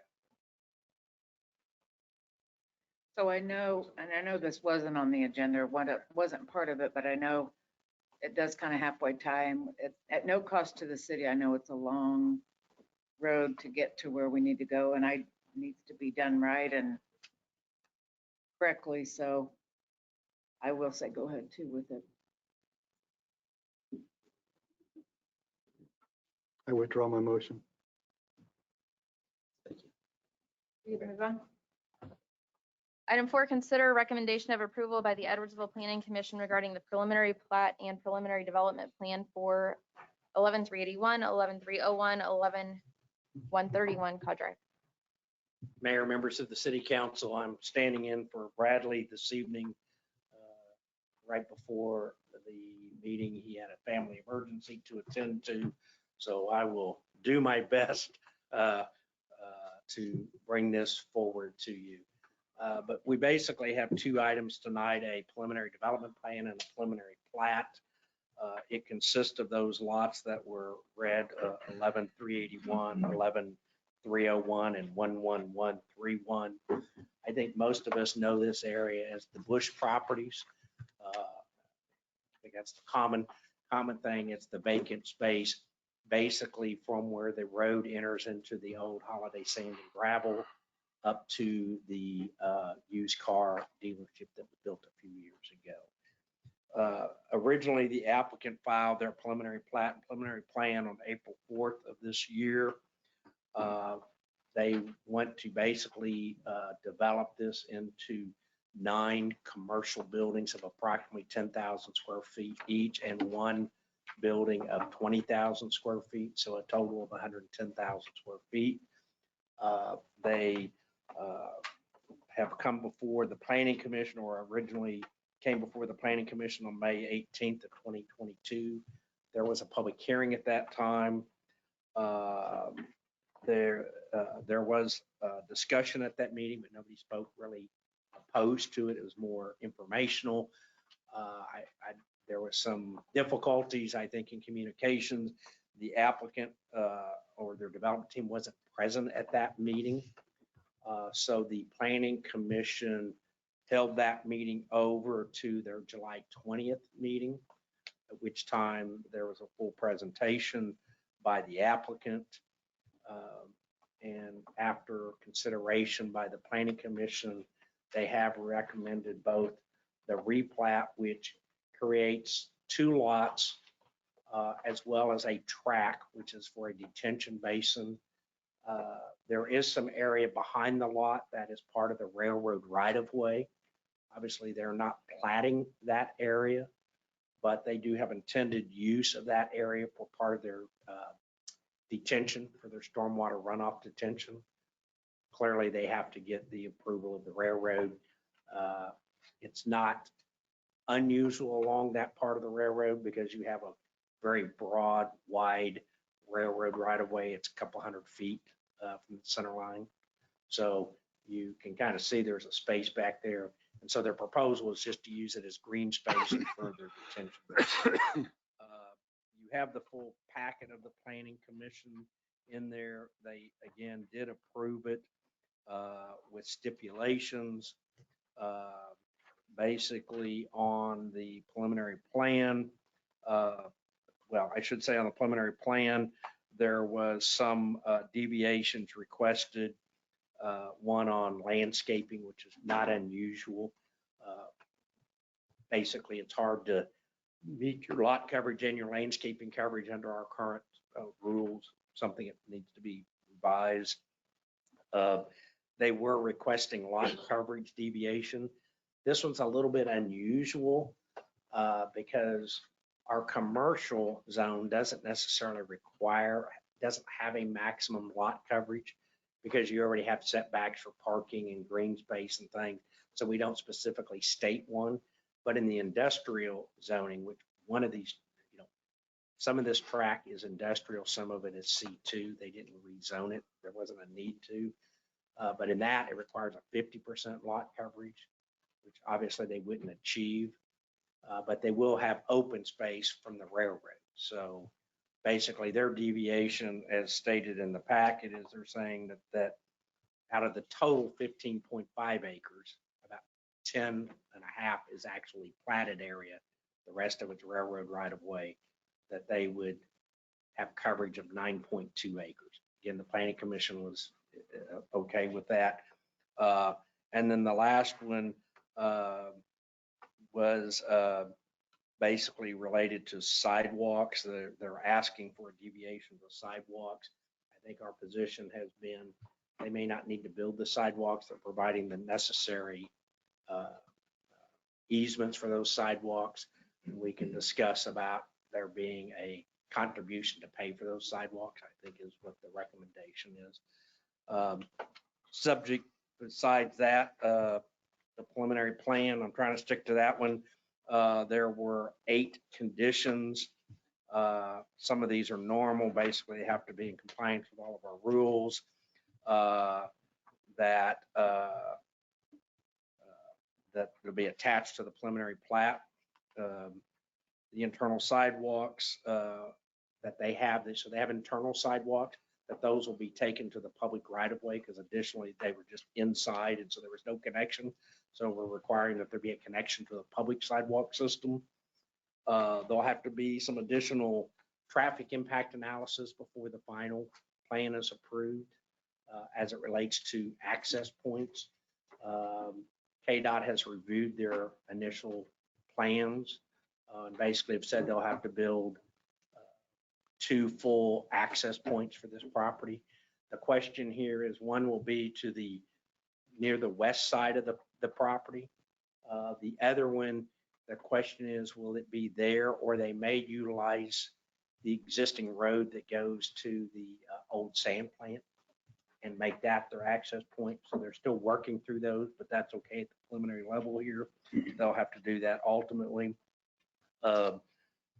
Obviously, they'll have to get their KDOT permit plans. We have asked for and will require before there's a final plat, the lease documents from the railroad, right? Because they're saying they're going to use property that they don't own or control. And we want to ensure that they do have, in fact, the right to use that property, if they have the right to use that for long term.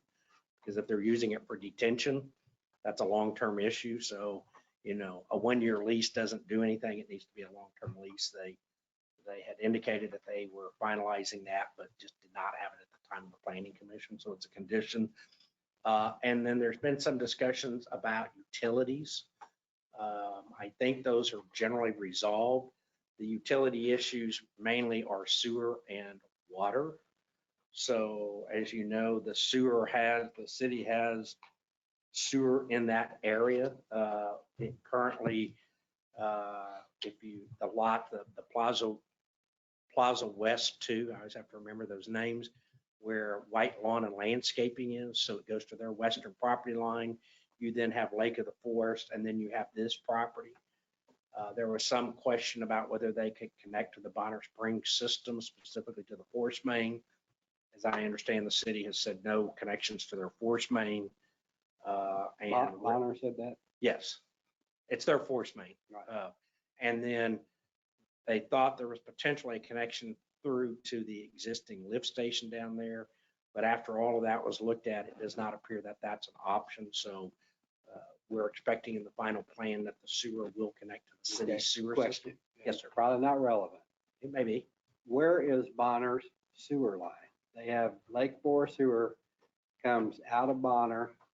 Yes, Their lift station is in Edwardsville, correct. right across from my house, Yes, and then it goes west. correct. Where is it on that property going west? It's not, it's in the Bradley KDOT didn't right. know that the other day when It's in the KDOT right of way.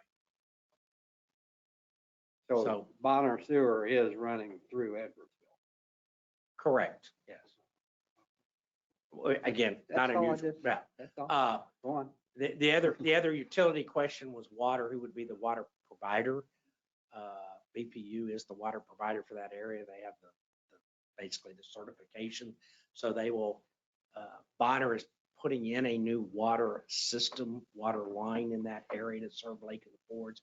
So there was questions about whether they could connect to that line, but that would require a release by BPU, which from our understanding is they're not going to release that area, not unusual. So they'll have to carry the water under K32. Again, not really unusual. I mean, that's just how it is. So the only other condition that was placed on the preliminary plan was additional architectural details. They want to see the actual materials with the final development plan. They are proposing buildings that are a combination of, when I say metal, architectural metal, similar to what we've approved in the past. Same architect, Rose Design, stone, maybe stucco. So they're using different materials on the project. So, and those are permissible, but they wanted more details to it. So that's their other recommendation to the planning commission as far as the preliminary plan. Is Go that's a ahead. condition, not just that they review it, but that they would, if the planning approves. Planning as commission well. will have to approve the final plan and all plans. So preliminary plans and final plans come to the city council. And then final plats come to the city council, right? Because that's the point you're approving. The final plat is when you're really approving dedications of easements, rights of way, other public items. You're accepting those. That's really what you're doing in the planning process.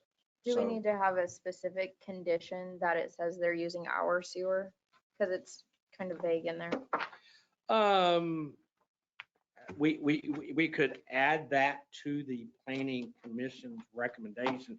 What we've said really at the preliminary level, and I think it's okay. And again, in further discussions with the applicant, Rose Design, is they understand that's how they're going to have to get the sewer to, right?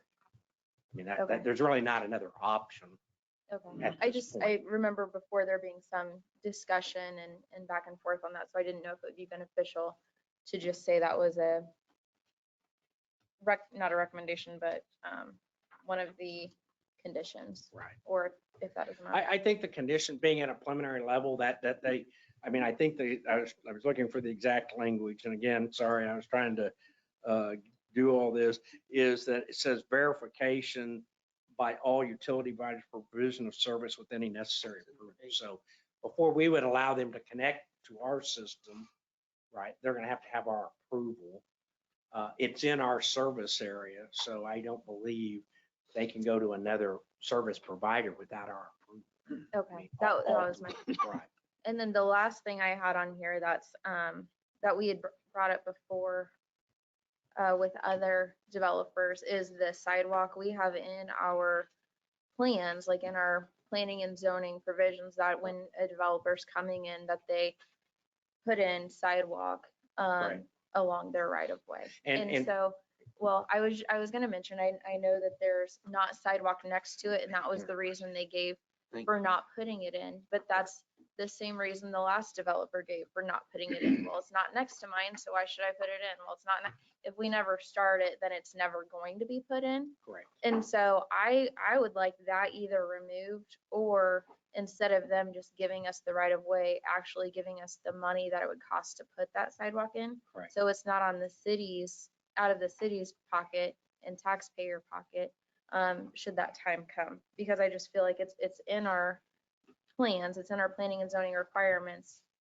We need to not keep waiving it, or it's just never gonna be an issue, especially when on the county level, we're putting requests out for the K32 intermodal Right. plan, asking them to consider putting sidewalks and multi-purpose trails in.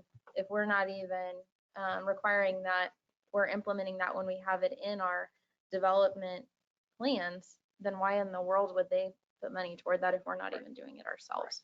So I would really like that deviation removed, or else required that they give us the right of way plus the entire cost of putting the sidewalk in, so we can put sidewalks in. And you're correct. So we, by attachment, the K32 plan and the connecting Edwardsville plans are by attachment part of the city's comprehensive plan, right? So we didn't go plug it all in there, but those two items have been adopted by the Planning Commission as additions to our comprehensive plan. So when we look at applications, for example, on K32, we go to that, and one of the pieces of that is to have, you know, a public trail system along the roadway, right? Trail, hike, bike, what, accessibility, right, whatever that is. So what my recommendation would be on the preliminary plan would be to approve it with the conditions that the Planning Commission and amend those conditions to add that the sidewalks will either be installed or a proportionate, you know, funds be dedicated to the city for that purpose. Right. In addition to the right of way. Right. So that, How does that, how's that differ from 3? So 3, they're asking for to be let out of that. They're saying their deviation is they want to only give us the right of way, but they're not giving money for the sidewalk where they're supposed to install a sidewalk. But on our condition number 3, Are says you internal sidewalks proposed along access shall be extended to right of way for future sidewalk connection along K32. What page? 19. It's on page 19.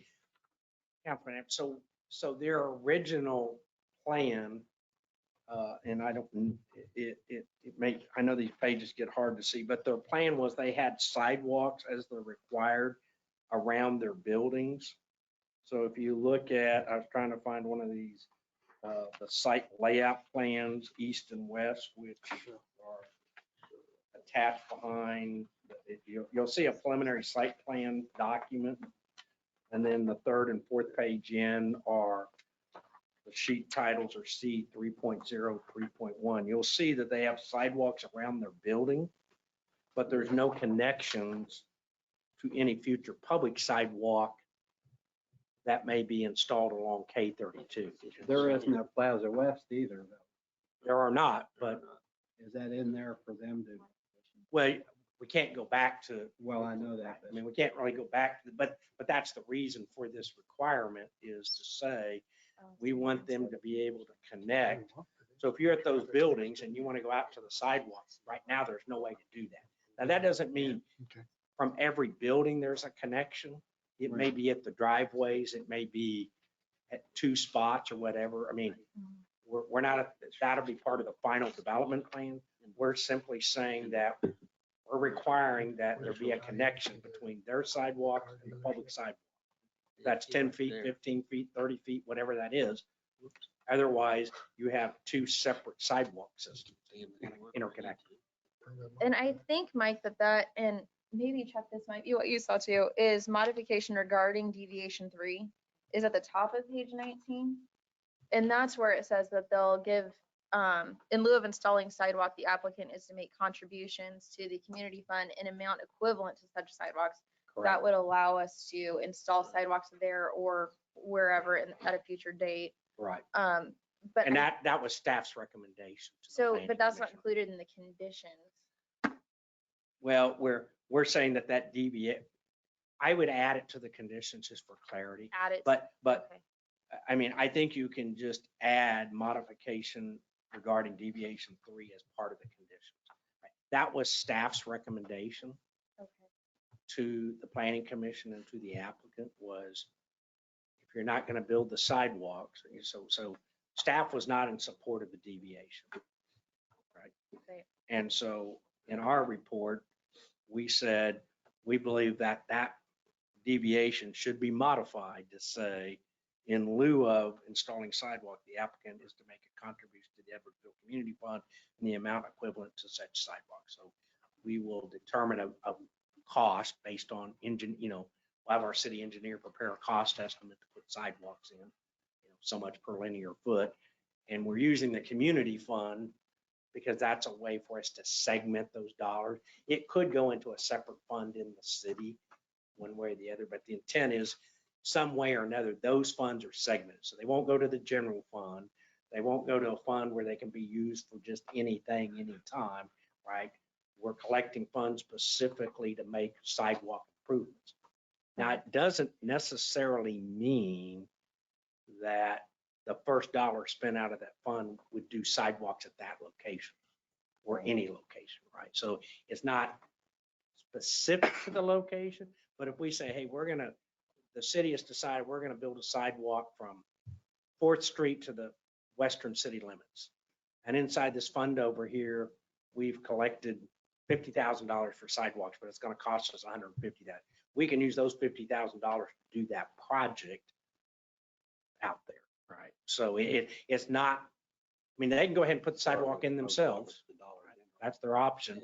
Or they're putting the money aside so we can make future decisions on public sidewalks or And public trails. I think that's fine. And I think they're okay with that as well. Quick question on that though, just because I don't see in the conditions or in the deviation 3, will they also be giving us the right of way?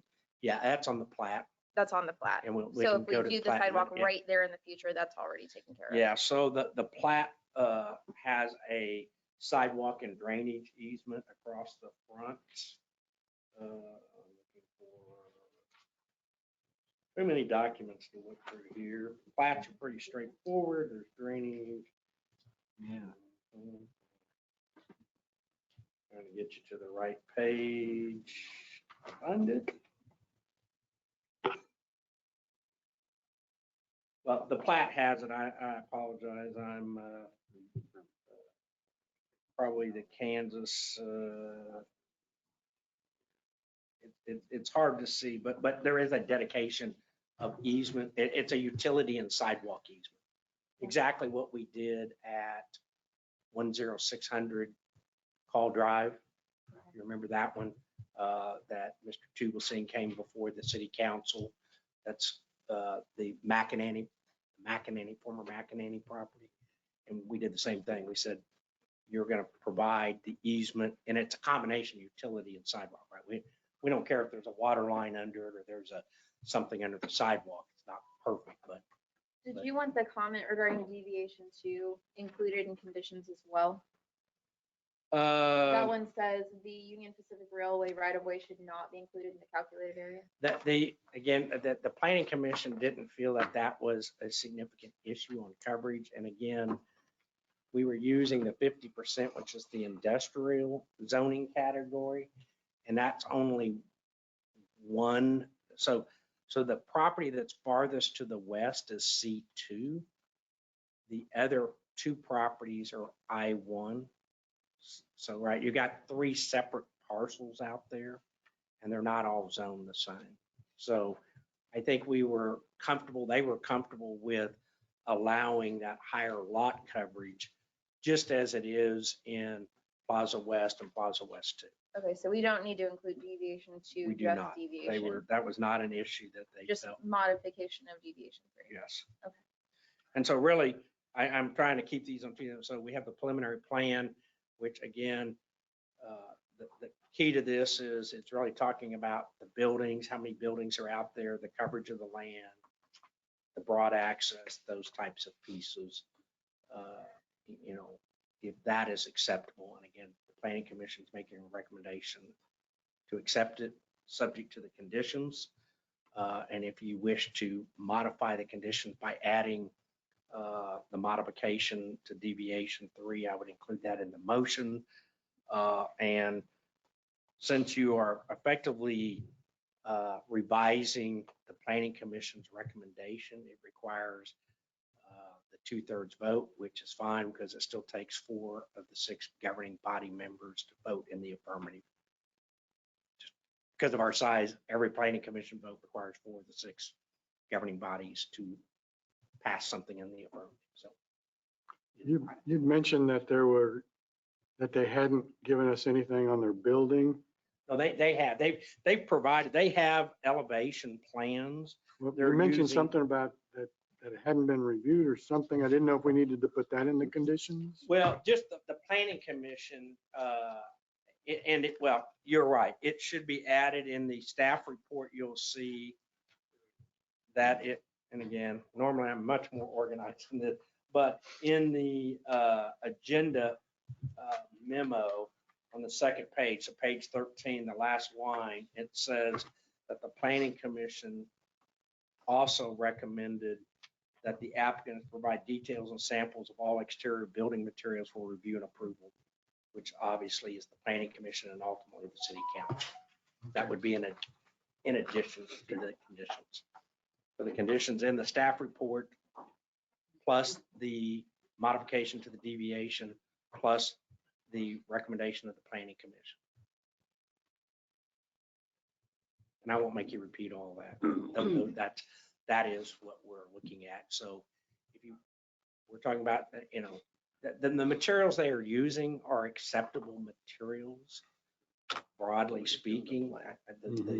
They want to see more detail on those. So when we're talking about metal panels, they just want to see more deep color samples.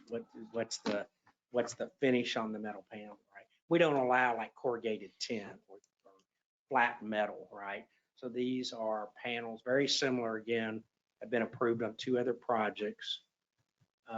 It's different than what you see on Plaza West 2, which those buildings basically have a stone course up 3 or 4 feet, the rest of it's stucco. This is using, you know, metal panels and other materials, some stone, to give a different look to it. But still, it's an acceptable material. We're not talking, again, when we say metal, we're not talking about metal that is corrugated tin, flat sheet metal. Those are not permitted use of metal products. But we're just approving the plats. We're not approving the buildings right now. You're approving the preliminary Right. plan, which is, I said, might say plat. well, you have 2 items. You have a plat and a plan. We're just doing the plan at the moment, preliminary plan. Okay. Okay, well, so the motion's down here on this page 19. Just refer Correct. to replat and final plat. And then we have to make another motion.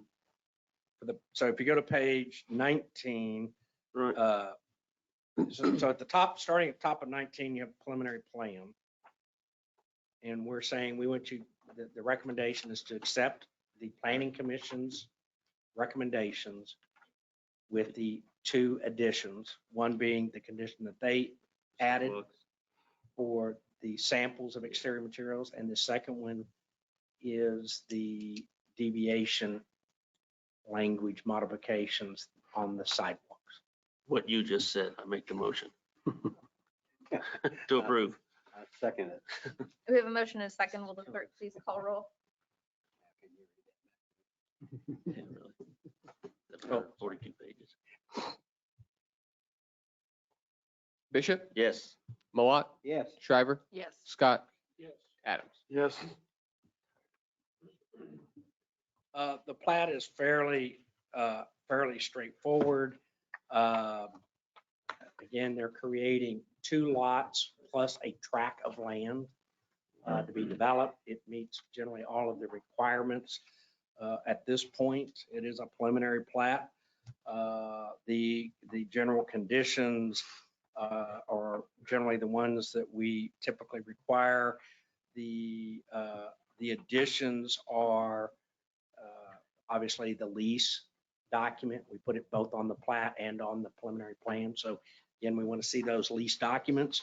And the second is that all public improvement plans will be submitted with the final plat. So obviously, right, we have water public improvements being done. We have sewer public improvements being done, potentially some road public improvements being done, driveways. So we want them to submit those plans with the plat, which is fairly typical because you don't want to start subdividing land and not have the infrastructure in place, or you Do end they up need with the- houses on roads that don't exist. Do they need the information from the railroad as well? Yes, they'll have to provide, they're in contact with them. They have to submit that to us, yes. So they'll have to have an executed lease with the railroad before we'll move forward with final plat or final plan. But it's a condition of the plat, of the preliminary plat. Other than that, we don't have any other changes to the planning commission's recommendation. Do you need me to vote on the last one or this one? Do you need to vote? Oh, you? Yes. I'm sorry, you should, yes. The last one was yes. Sorry. That's okay. Thank you. It was So- another one. I guess staff recommendations is approval of the plat, subject to the preliminary plat, subject to the conditions outlined in the staff report and approved by the planning commission. Could you repeat that? I said, it is the recommendation of staff that you approve the preliminary plat, subject to the conditions, recommendation and conditions of the planning commission. I make that motion. Second. We have a motion in a second. Will the clerk please call roll? Bishop, Yes. Malat, Yes. Shriver, Yes. Scott, Yes. Adams, Yes. and Mayor Cahill. Yes.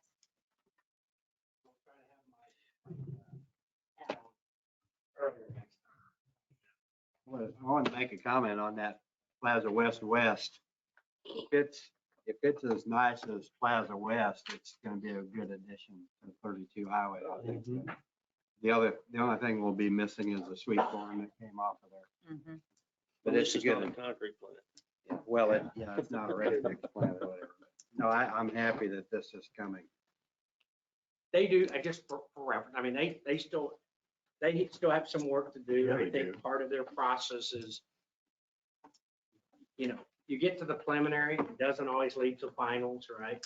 But you kind of you're kind of concept proofing it, saying, here's our concept, you're out in the market, you're gonna start marketing, hey, we're gonna build these buildings, are you gonna buy these buildings? I mean, you go so far down the road, and, they could come back and say, hey, we've decided instead of, 9, 10,000 square foot buildings, we want 4, 20,000 square foot. Okay, you kind of got to start over the process. That's what they think the market will bear, and so that's how they prepare the plan. Very good. Moving on to item 5, consider ordinance number 1057 regarding updated EMS fees.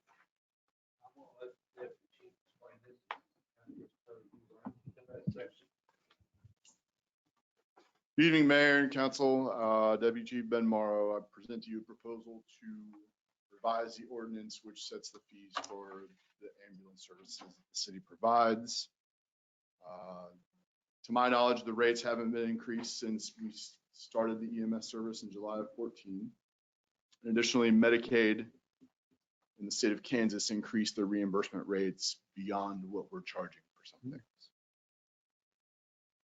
It's a pretty nominal rate increase. I don't know if you have the current rates, but I have them here if you'd like them. BLS emergency and non-emergency would go from 500 to 550. ALS 1 would go from 725 to 850. ALS 2 would go from 875 to 1150. Specialty care is the same. Treatment no transport goes up by $50, and loaded mileage goes from 9 to 13. How does this compare to cities around us? Glad you asked. Prepared for that.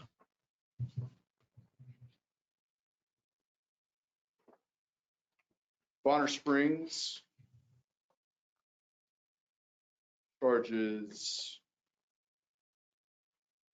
$550 currently for BLS, $850 for ALS, $1150 for ALS2, and $12 a mile.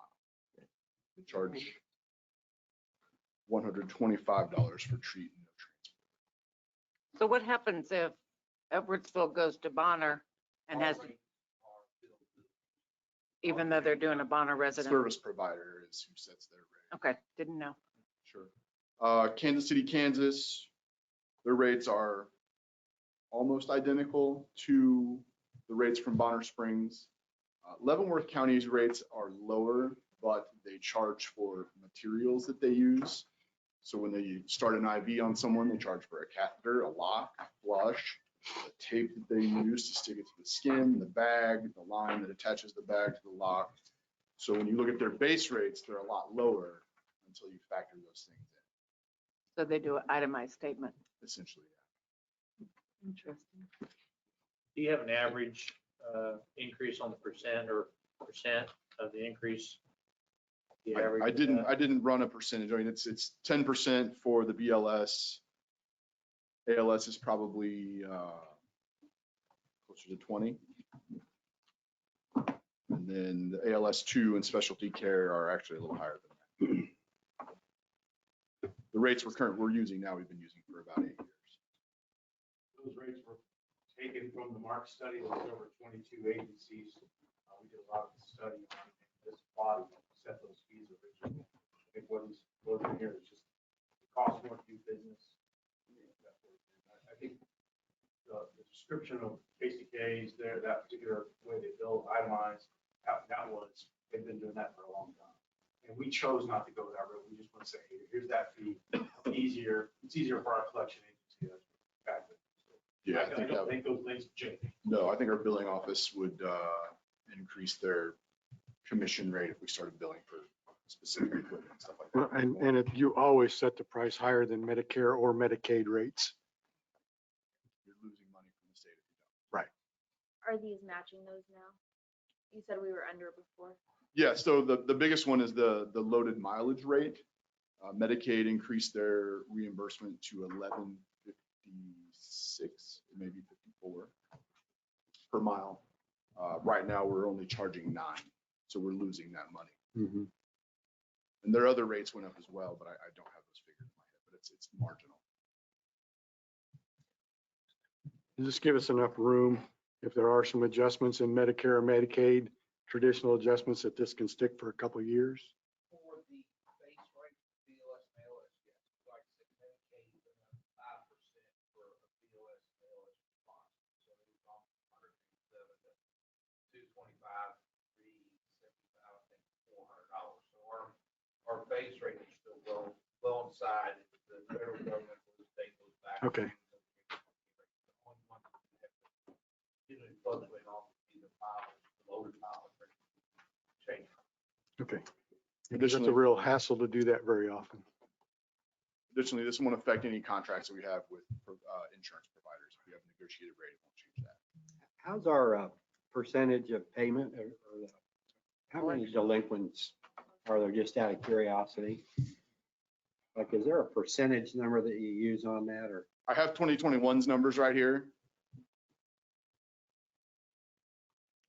I want to make sure I read this correctly. I think why the deputy understand there's the rate you bill, Mhm. the maximum rate allowed, and what you collect. That- So the percent, right? So you may say bill $850, but your insurance contract is only $550. The question is, did you get the $550? So Well, you got, you know, if about- you got the $550, is that 100% collection? How about or is that non-insured, 60%? non-insured person? What do you do? Do you just pretty much send them a bill and hope you get paid? Yeah, the patient payment accounts, we collect Is a that little it? more than Okay. 10%, about 15%. I've been in an ambulance once and I was out cold when I was, so I don't know. They got paid somehow. Could you repeat that again? What'd you The say? patient payment, people that are uninsured and are paid for it out of their own pocket, we collect about 15%. And that includes people that haven't met their deductible or something So it'd be like 85% delinquent. On that. like that. Yeah, just that line. That's not a So cost. generally the rules, so our goal is generally No, it's about actually pretty good. a 60% collection to bill rate. Again, we may bill $850, then the insurance company does their insurance write-offs, right? And then sends us a check. So if we bundle everything together, our goal has always been to try to be about that 60%, which quite honestly is good. Mm-hmm. I think that's the number that's the number that I was trying to go for. 40 pays. Yeah, I Now, just didn't know how to ask the 21, question. We kind of dropped down and kind of changed people and billing systems and things like that. 60% is real good. Deputy chief really worked on that. We're actually bringing on a new billing provider, which actually their rate's a little bit less than the one we're using. But we think maybe it integrates with our systems better. Because right, a lot of it is you send that report in and it's got to have all the boxes checked, all those things. And if you miss one, you know, they send it back or it doesn't get sent back or whatever. So it's a documentation nightmare, I think is fair to say. And so it requires really overseeing that. And I know a couple of y'all have worked in that area and understand that. So we will always have to, there's not an end to this. It's a mess, dude. That Takes a lot of man have 100% recovery, right? I mean, there's always some form of a subsidy from some method, right? Some tax method, right? Whatever that may be. It may be a county hospital district, it may be a city, it may be a county, it may be something, but it's just the nature of that. Right? You think you're gonna make money with an ambulance service, you're wrong. Yeah. So Our collection forecast is always based on what we anticipate our collection. Right, will be. That's our normal day-to-day wise deal. Not personnel costs or things related to that. So that is how we set up what our EMS is actually capturing going back in. It is deputy explained, you know, that's 15% zero insurance. About 85% of our patient call volume is for Medicaid, Medicare, or private payer insurance. So we're really small with those that don't pay. And before we just sit there and write it off, you know, send the bill, we try to track it down. We also do the tax intercept collection. So every year, about before May, you start seeing a bunch of phone calls. We see somebody's tax return for an outstanding bill. We push that. The only thing we don't aggressively do is go after with the tax collection agency. We end up spending more money, more time to recover just that loss.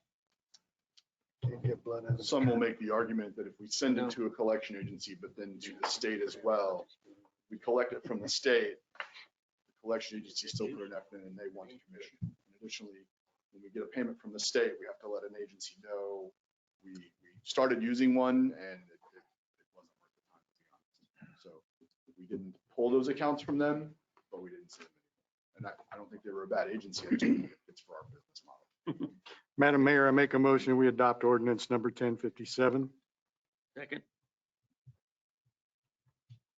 Thank you. We have a motion and a second. Will the clerk please call roll? Bishop, Yes. Malat, Yes. Shriver, Yes. Scott, Yes. Adams. Yes.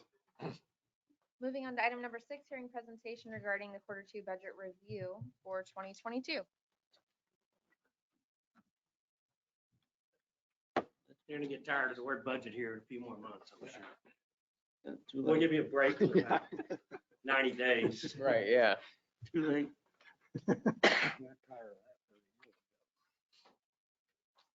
So this is a little bit different from our budget discussion we've been having, but it's the same quarterly budget update that we've been having for a number of years. So this is focused on 2022 budget up to about halfway into the year 2022. That should say quarter 1 and 2 general fund review, but you get the idea. So quarter 1 and quarter 2 property taxes.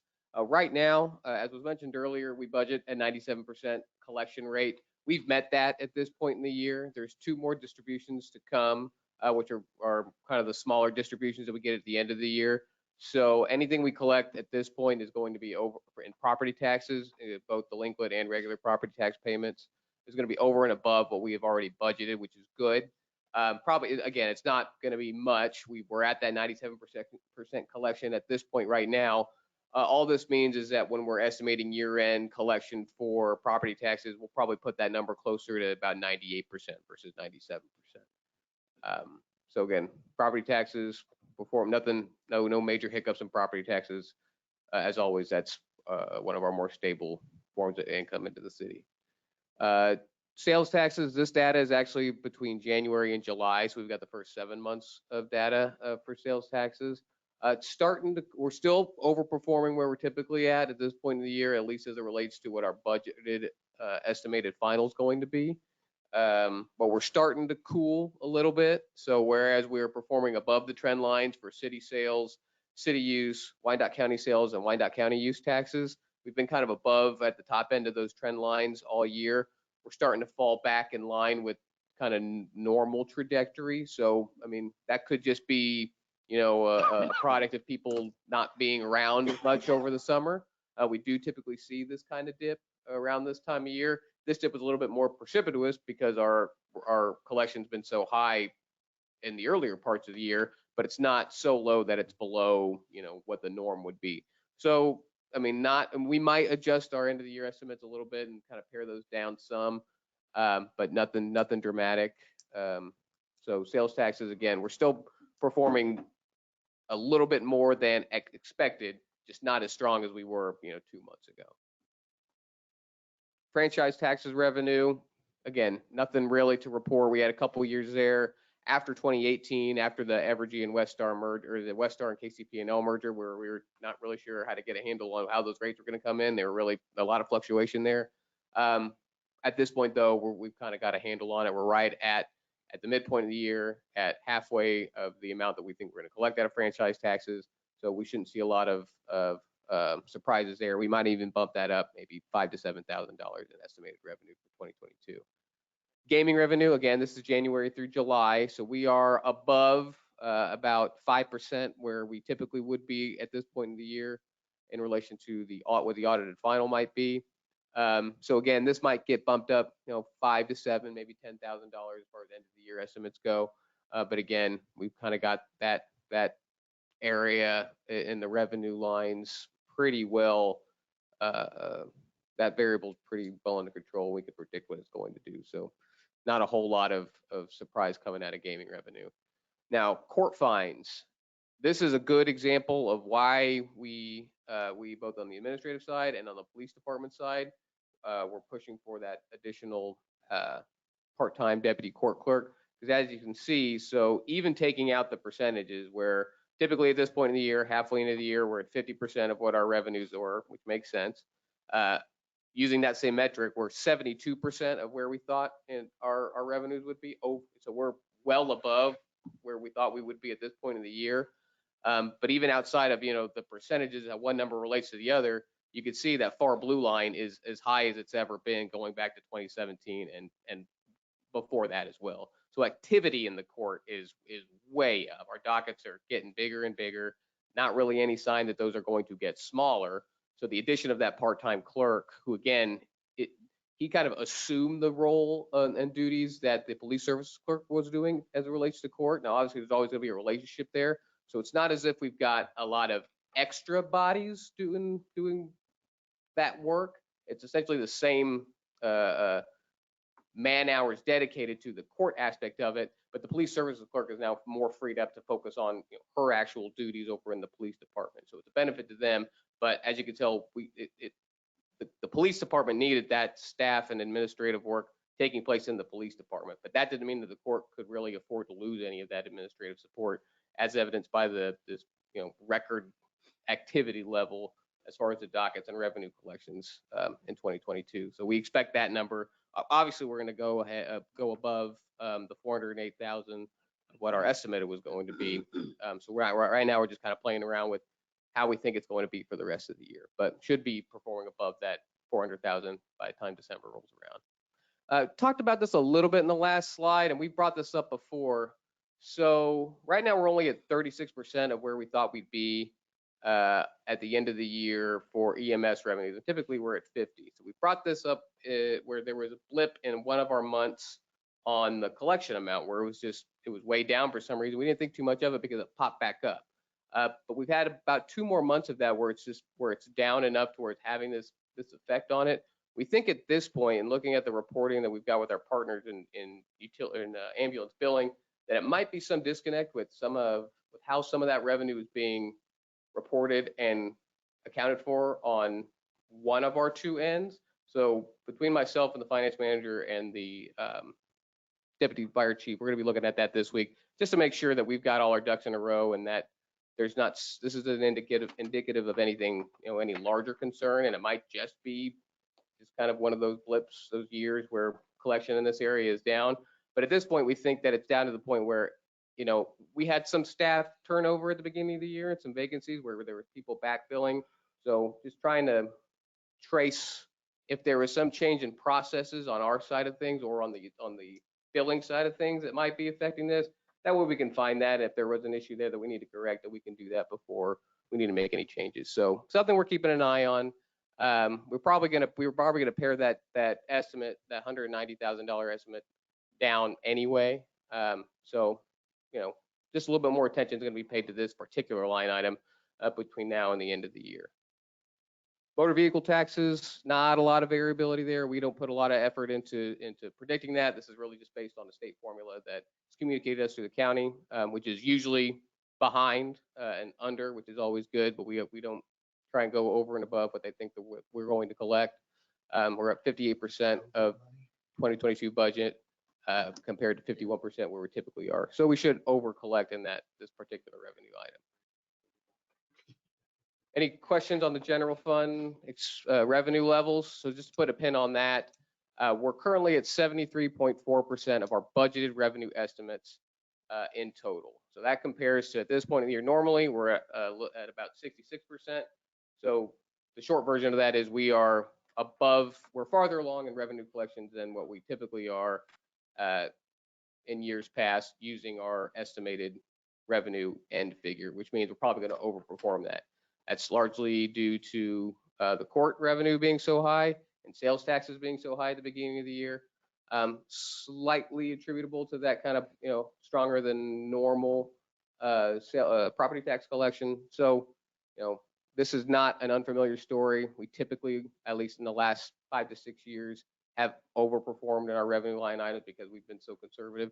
There is some danger to that in that, we don't want to be so conservative that we're limiting the amount of activity that we're budgeting for the next year. I don't think we're at that point yet, but it's still a good sign at this point to see that, we're not below. When you take revenues as a total in general fund, there's no really cause for concern, at least halfway into the year. On the expenses side of things, we are at this point about 50% of where our budgeted expenditures would be at the end of the year. This does not include the roof repair or the recent air conditioning repair over at the community center, which is about $130, $140 when you combine the 2 of them. We will, so that's going to be factored in later on. We're right on track to where the last 5-year average goes. Probably that in 2021, I believe at that point we also had some regular payments that weren't reflected by the time we reported at that time. So that 43% is probably artificially low a little bit. So I would guess that our 2017 to 2021 average probably closer to that 50 to 51, maybe even 52%, if we were to factor that, if all the regular payments had hit in the first half of 2021 as are reflected in the other years. But even if not, we're right on track. We're halfway through the year. We're halfway through the budgeted amount of expenditures. So again, the departments are sticking to the budgets, and as a whole, general fund operations are performing exactly as we expected them to be. Other funds that we're going to go over, debt service fund. So that quarter 1 and 2 revenue, that's property taxes. We mentioned earlier we had a $113,000 payment out of there for one of our interest payments. Obviously, we're going to see more of those payments hit later on in the year. This is just the first 6 months. No real concerns out of the debt service fund for the first half of the year. I don't anticipate any in the last half of the year. Special sales tax funds, we're a little bit farther ahead on the sales tax side, and same story as in the general fund. That's because sales taxes came in so strongly. So I expect that we will go over and above the estimated revenue in that particular fund.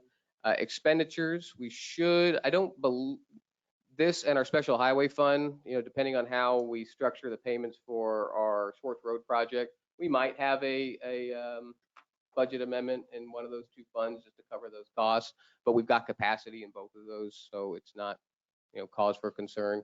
Again, most of the money being paid out of special sales tax funds is related to our fire department vehicle leases. We have $125,000 or $100,000, budgeted in that fund for street improvements, as well as funds for different park projects, such as some of the work that we've been doing with Stantec on the Riverfront Park, as well as the purchase of the park improvements like the basketball goals.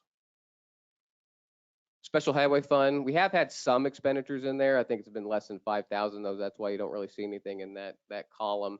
But again, we might have a budget amendment at the year end for this particular item, or particular fund, I should say, depending how we will structure the payments for Swartz Road. But again, we've got capacity in both this fund and our special sales tax fund to weather it, and even with the recent change order being looked at. So nothing at a special highway fund that's of great concern.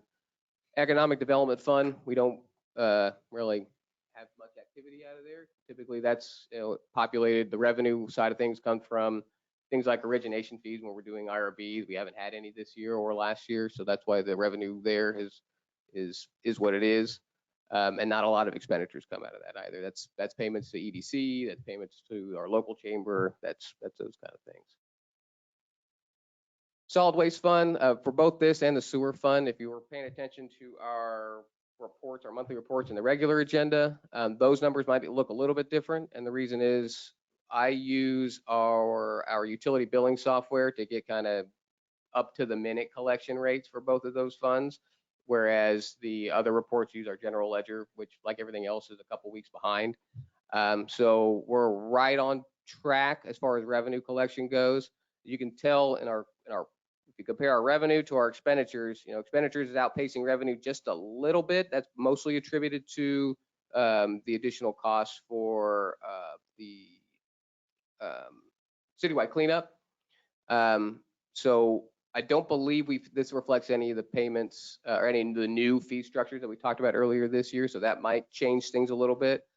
We've talked about, as we get closer to the end of the year, how we're going to be keeping an eye on that to see what kind of either budget amendment or adjustments, transfers in and out of this fund might be affected. But at this point, it's performing, we're performing at a pretty good level in the solid waste fund and in the sewer fund as well. On the expenditure side of the sewer fund, we always budget that high of a number. We've got a lot of money built into that in case there's some kind of emergency repair that's needed.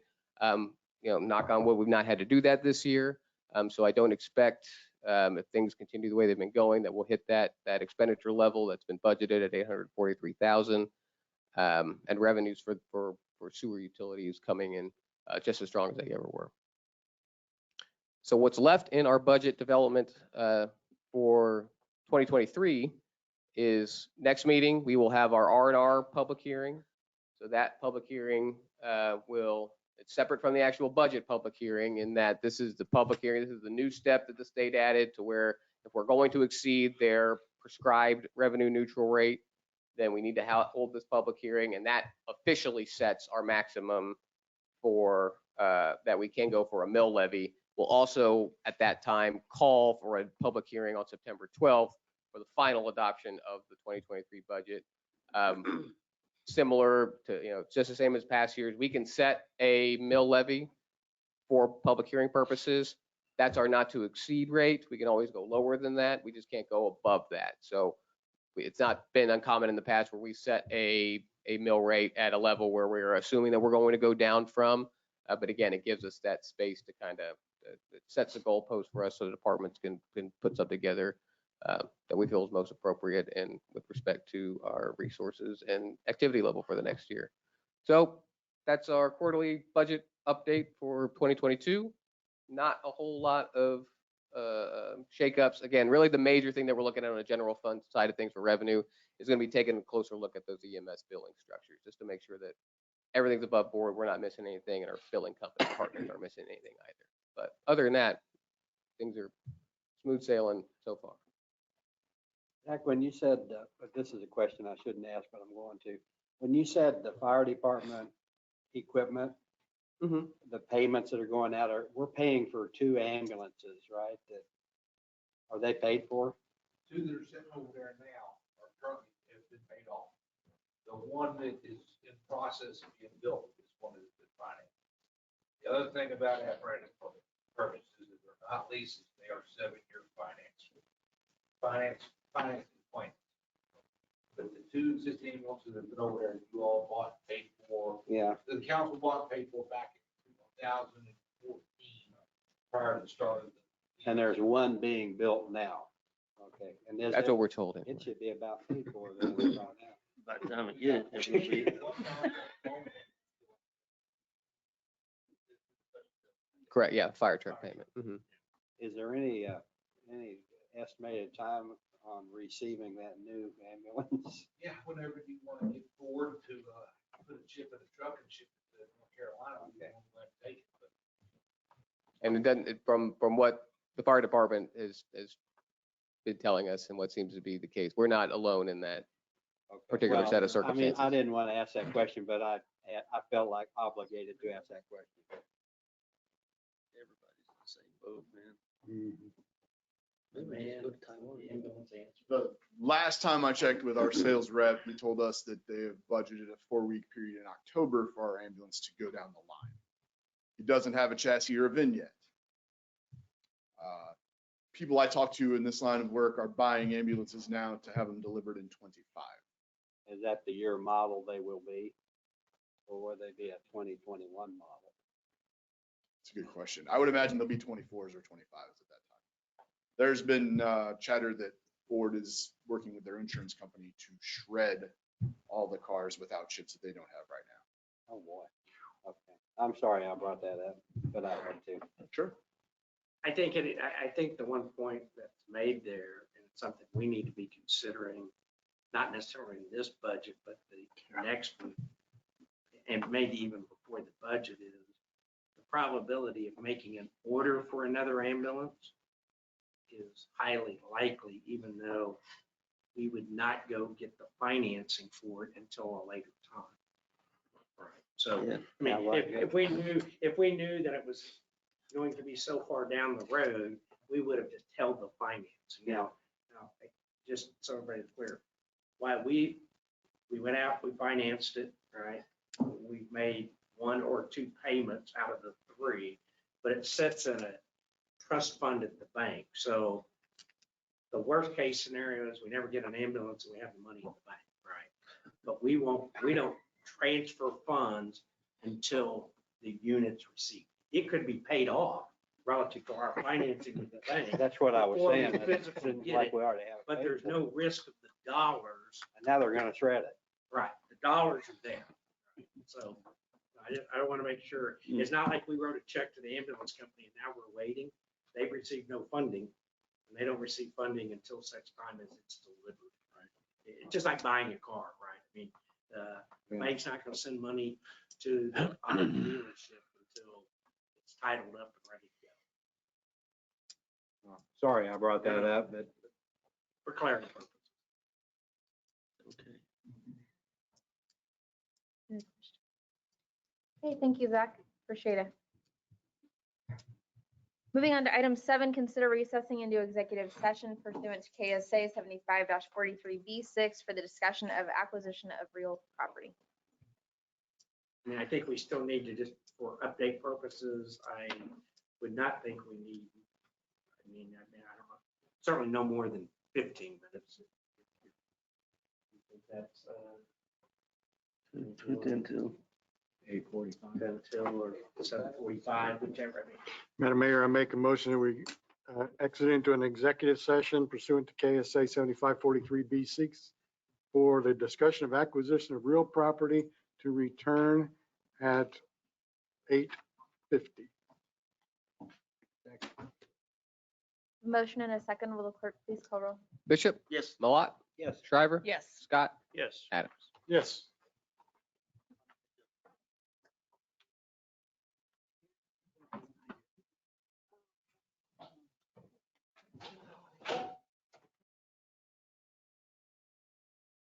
This conference will now be recorded. You didn't mess with my chair, did you? I did not. I just You're moved a gonna little. fix it. Yeah, You know make that. a Motion Probably to 30 return seconds. to regular session. Second. We've got about 30 seconds, actually. I'll let you know when it's officially 8:50. Say it really slow. Never came in. You knew that came in. We didn't even need an office. No. We did. One that we've been 30 seconds late. Well, we need another motion and second when it's time.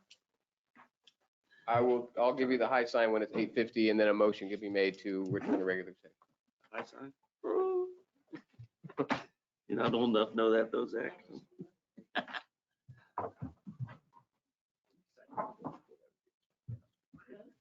Recycling bin before it hits my desk.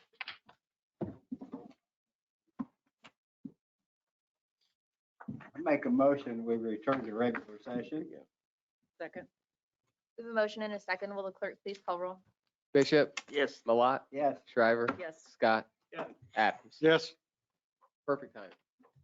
On to item number 8, city manager report. Mike, did you have anything for us I tonight? I have nothing further to add unless you have a question. Zach, did you have anything for us? We'll point out real quick, we will be sending out this week, after we get a little bit more time from the staff level to look at it, but draft ordinances for the STO and UPOC updates.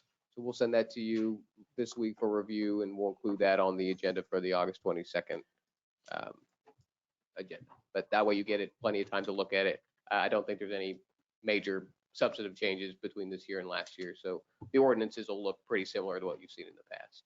But you'll get all that this in the next couple of days. Very good. Ms. Dehan? Chief Matthews?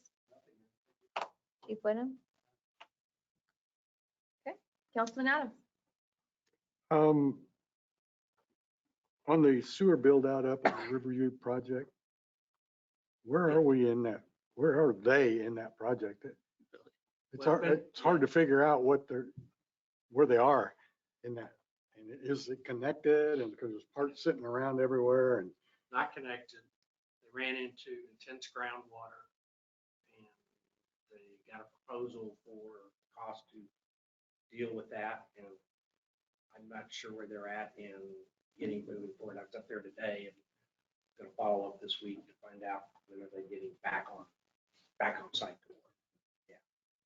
well, I was surprised how little topsoil there is up there. The topsoil is not very deep at all up Why not county, dude? there. Yeesh. None of my house. I know I beat this all the time. I really meant that in my comments tonight on the finances is a great portion of why we have our rating and why we are where we are and can talk about the things we can talk about is the way the managers handle the budget. And so I really appreciate that tight management and it's just great to see it come in consistently within budget. We're just a hair over sometimes, but some of that's just timing and so forth. But I do greatly appreciate that. And it's a key part of our success in the city over the last number of years. And Zach, I really thank you for keeping us on the pulse of what's going on. That's really nice to know what the pulse is and what the expectations are and where we're performing well, where we're having some challenges, and then presenting what you're doing about the challenges. So I greatly appreciate that. Thank you. Councilman Bishop? Where are we at on a public work director? We getting anybody We've not applying? got we've gotten a few candidates. I'm gonna, this next week to start interviewing some of those candidates. We tried to cast the net wider. Quite honestly, it really hasn't resulted in additional candidates. I think we had it listed to go through mid-August. So, to give people too long, that wait to the last minute to do stuff. So, but we're gonna start moving forward on that. Yes, I'm in favor of that. Me too, man. All right, that's all I got. Thanks. Councilman Wah? I wanted to also comment on the visit by the financial advisor. That was enlightening. And it seems like every year you make it easier to understand the way this budget operates. I've been around here for a long time and I never have admitted that I don't, or I never have admitted that I know anything about the budget, but you guys do. And it makes it a lot easier to understand when it's presented the way it's presented to us. And I do appreciate that. I know there's a lot of work that's involved with that. I did mention last week about maybe trying to fence or make, the north building, I'm not going to call it a fire station, but that's what it was intended for, but the north building, I think we need to straighten that up, clean it up, and maybe fence it. I don't like having city equipment sitting outside in the weather. We went years and years before we got the tractors and the mowers and all of that stuff. And I think that they, with our investment, they need to be protected a little bit better than they are. I really think that.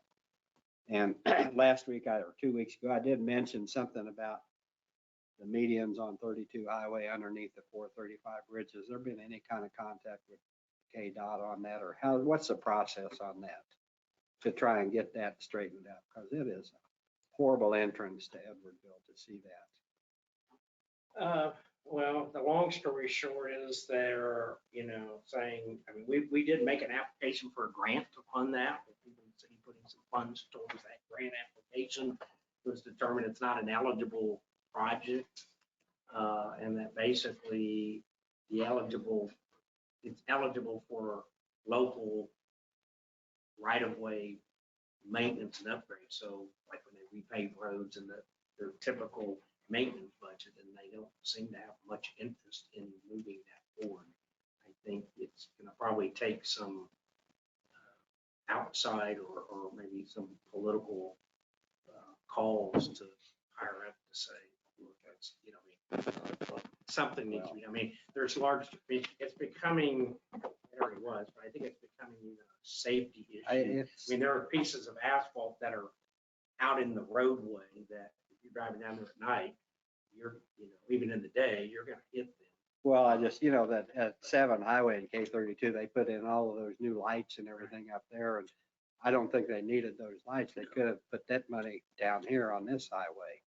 That's 60% overloaded truck traffic anyway, usually speeding. And that's another thing I was going to mention about the Plaza West-West is it's going to make that highway look, it's going to make that look a lot nicer there. And hopefully that could maybe speed up the process of maybe getting the speed limit lowered a little bit on 32 highway, because the truck traffic on this highway is, to me, is out of control. And it's a dangerous, that's all I'm going to say. Thank you. Councilman Shriver? Deputy Chief, I thank you for the presentation on the EMS. I had no idea of the rates and being compatible, and by all means, if those haven't been increased since 2014. Oh, I understand it. Thank you for bringing that information to us. Hopefully that, you don't want to burden the people, but it's definitely not a free service. Like Councilmember Bishop said, you don't get rich on an ambulance service. We're not. And Zach, as usual, thank you for the budget, all the department heads, the budget, and your quarterly budget reviews. They're tremendous information. So none of us are sitting here shocked. Mike, I did have a question about the community center and the air conditioning repair. So who does the city contract with, or who does the city have? We use Shawnee Heating and Cooling for them, and we also use Luke, I think, Heating and Cooling out of Bonner. That's some of our smaller projects. Is that correct? Yeah. Shawnee Heating and Cooling is our first call out. Yeah. Is that, how long have they been? I think around 4 to 5 years. Oh, okay. We went through somewhat of a bid process, right? We went out and got For service, HVAC Service. services. So we don't want to be calling 8 different people, so they have a consistent, provider. But you have a couple, you go to them too, or Well, just we confused. generally, they're our first call out, but Loop Heating and Cooling, which you may or may not be aware, they're a smaller company in Bonner Springs, I believe is where they're based out of. But they are limited on what they can do as far as types of units. So they Gotcha. can do your more traditional home units. When you get into those larger rooftop units or like these. Well, if not there's every a big company. time frame, could we do another RFP? I just Yeah, try to it's keep probably the about business that in time. Wyandotte It's just County. been- Yeah, it's that time. Always want to keep our business in Wyandotte County. Sure, just sure, to- absolutely. Yeah. And I cannot tell you,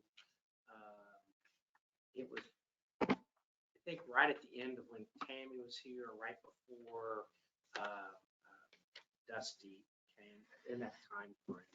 And I don't know who all responded, how, but I think we said we got this many air conditioning units. We're gonna do quarterly maintenance, filters. Yeah, that was essentially it. It wasn't incredibly formal. It was really just seeing what their base rates were and getting that collected. And from that, the public works director at that time kind of made that choice. I don't even think there might not even be I'd have to see if there's even a formal, written agreement between the two parties, between the city and Shawnee Heating and Cooling. It might just be a matter of policy that based on these rates that they gave us that we were able to collect, that it was. I mean, I don't know that we did a what I call the formal RFP process, request, bids, and something like that. You did or did? I don't know that we did a Oh. formal. Because there's no guaranteed payment of them. Gotcha. It's not a Gotcha. contract we pay them every month. Just It's curious if and when we can keep business in Wyandotte County. Mhm. That's just all I was getting at. So. And one of the things when we do go do bids or try to go get quotes, go do things like that, we'll use Wyandotte EDC, KCK Right. Chamber, Bonner Edwardsville Chamber, right? We go to their sites and their resources and say, depending on what it is, who are your partners? Who do you have on your list? We'll start with them. And I'm not gonna say it every single occasion, but we'll use that kind of as a base list, and we'll oftentimes just send bids and proposals directly to those people. And then we publish it then we publish it in the paper and the website. But if we know there's vendors, ones we've worked with, ones that other cities have worked with, et cetera, through the KCK Chamber, we'll send those directly to them. Right? So we don't rely wholly on, we're gonna put an ad in the paper and see who calls. Well, Right? no. We want as no. many proposals as possible. Gotcha. Right? I mean, Gotcha. I'd rather Okay. have 10 than 2. Right. That's all I have. Thank you. Councilman Scott? Well, the beauty of being second to last, a lot of the comments that I was thinking have already been made or asked or commented on. But I would like to, for the record, just applaud our city staff and the council as well. I feel just very blessed and I'm very proud to be part of this team. And I do think it's a team effort, and I truly trust in the information that we're getting or that I'm getting from city staff, from our police chief, our fire chief.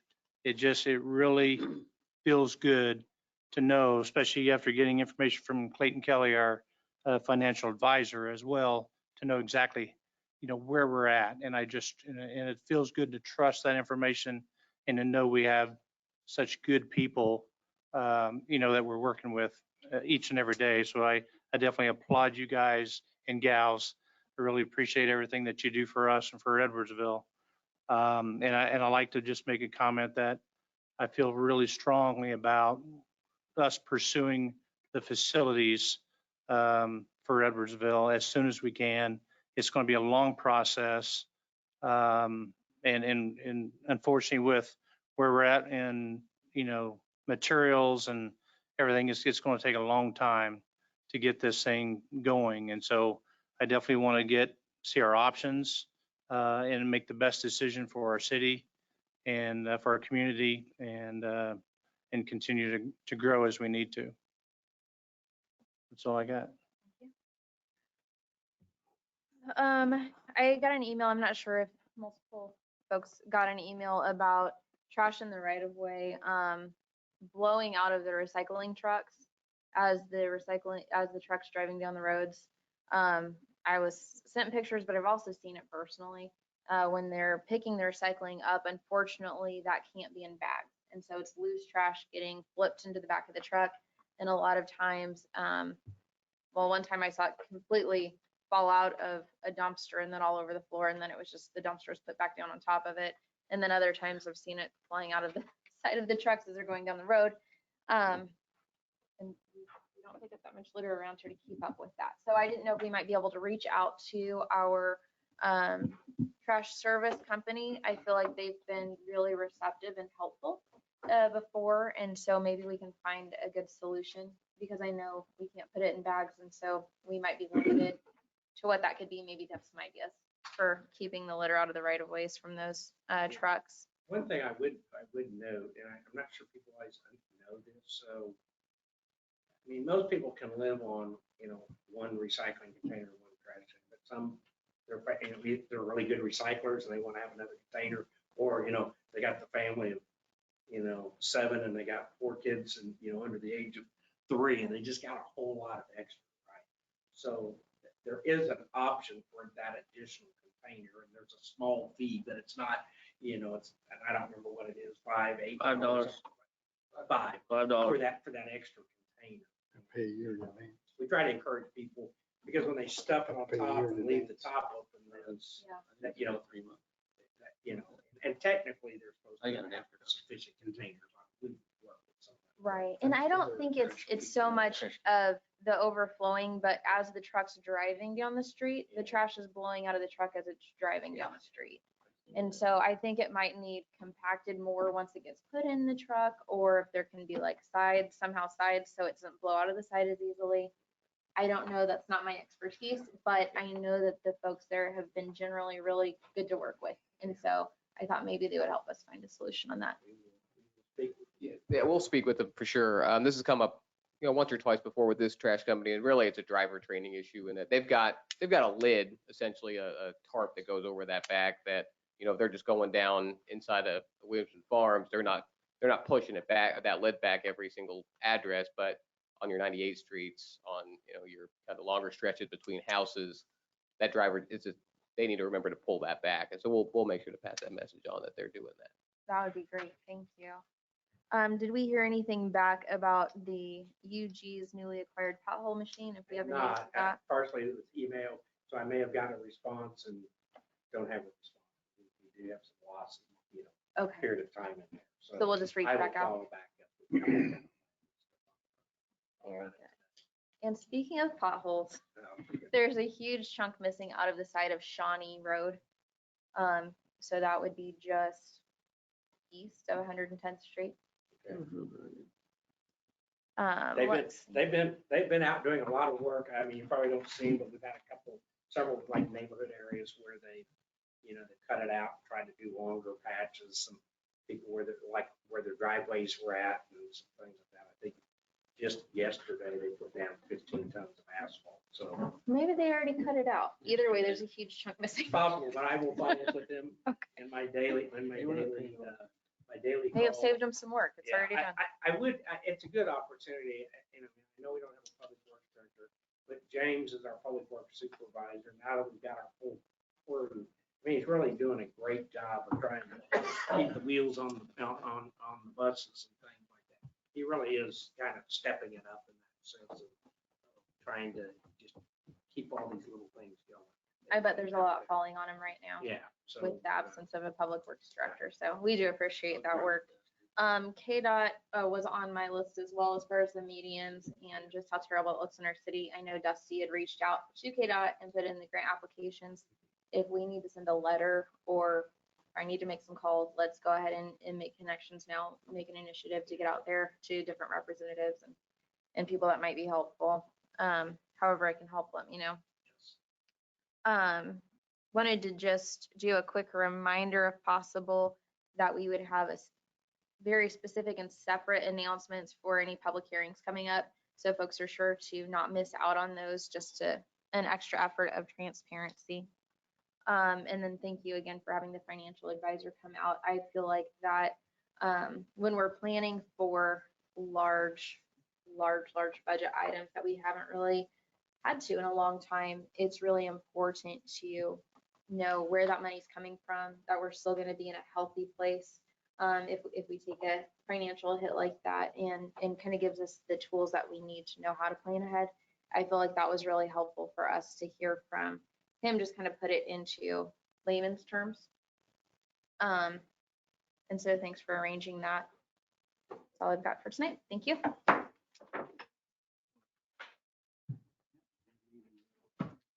Nibbles on your house yet? No, I think we're gonna pull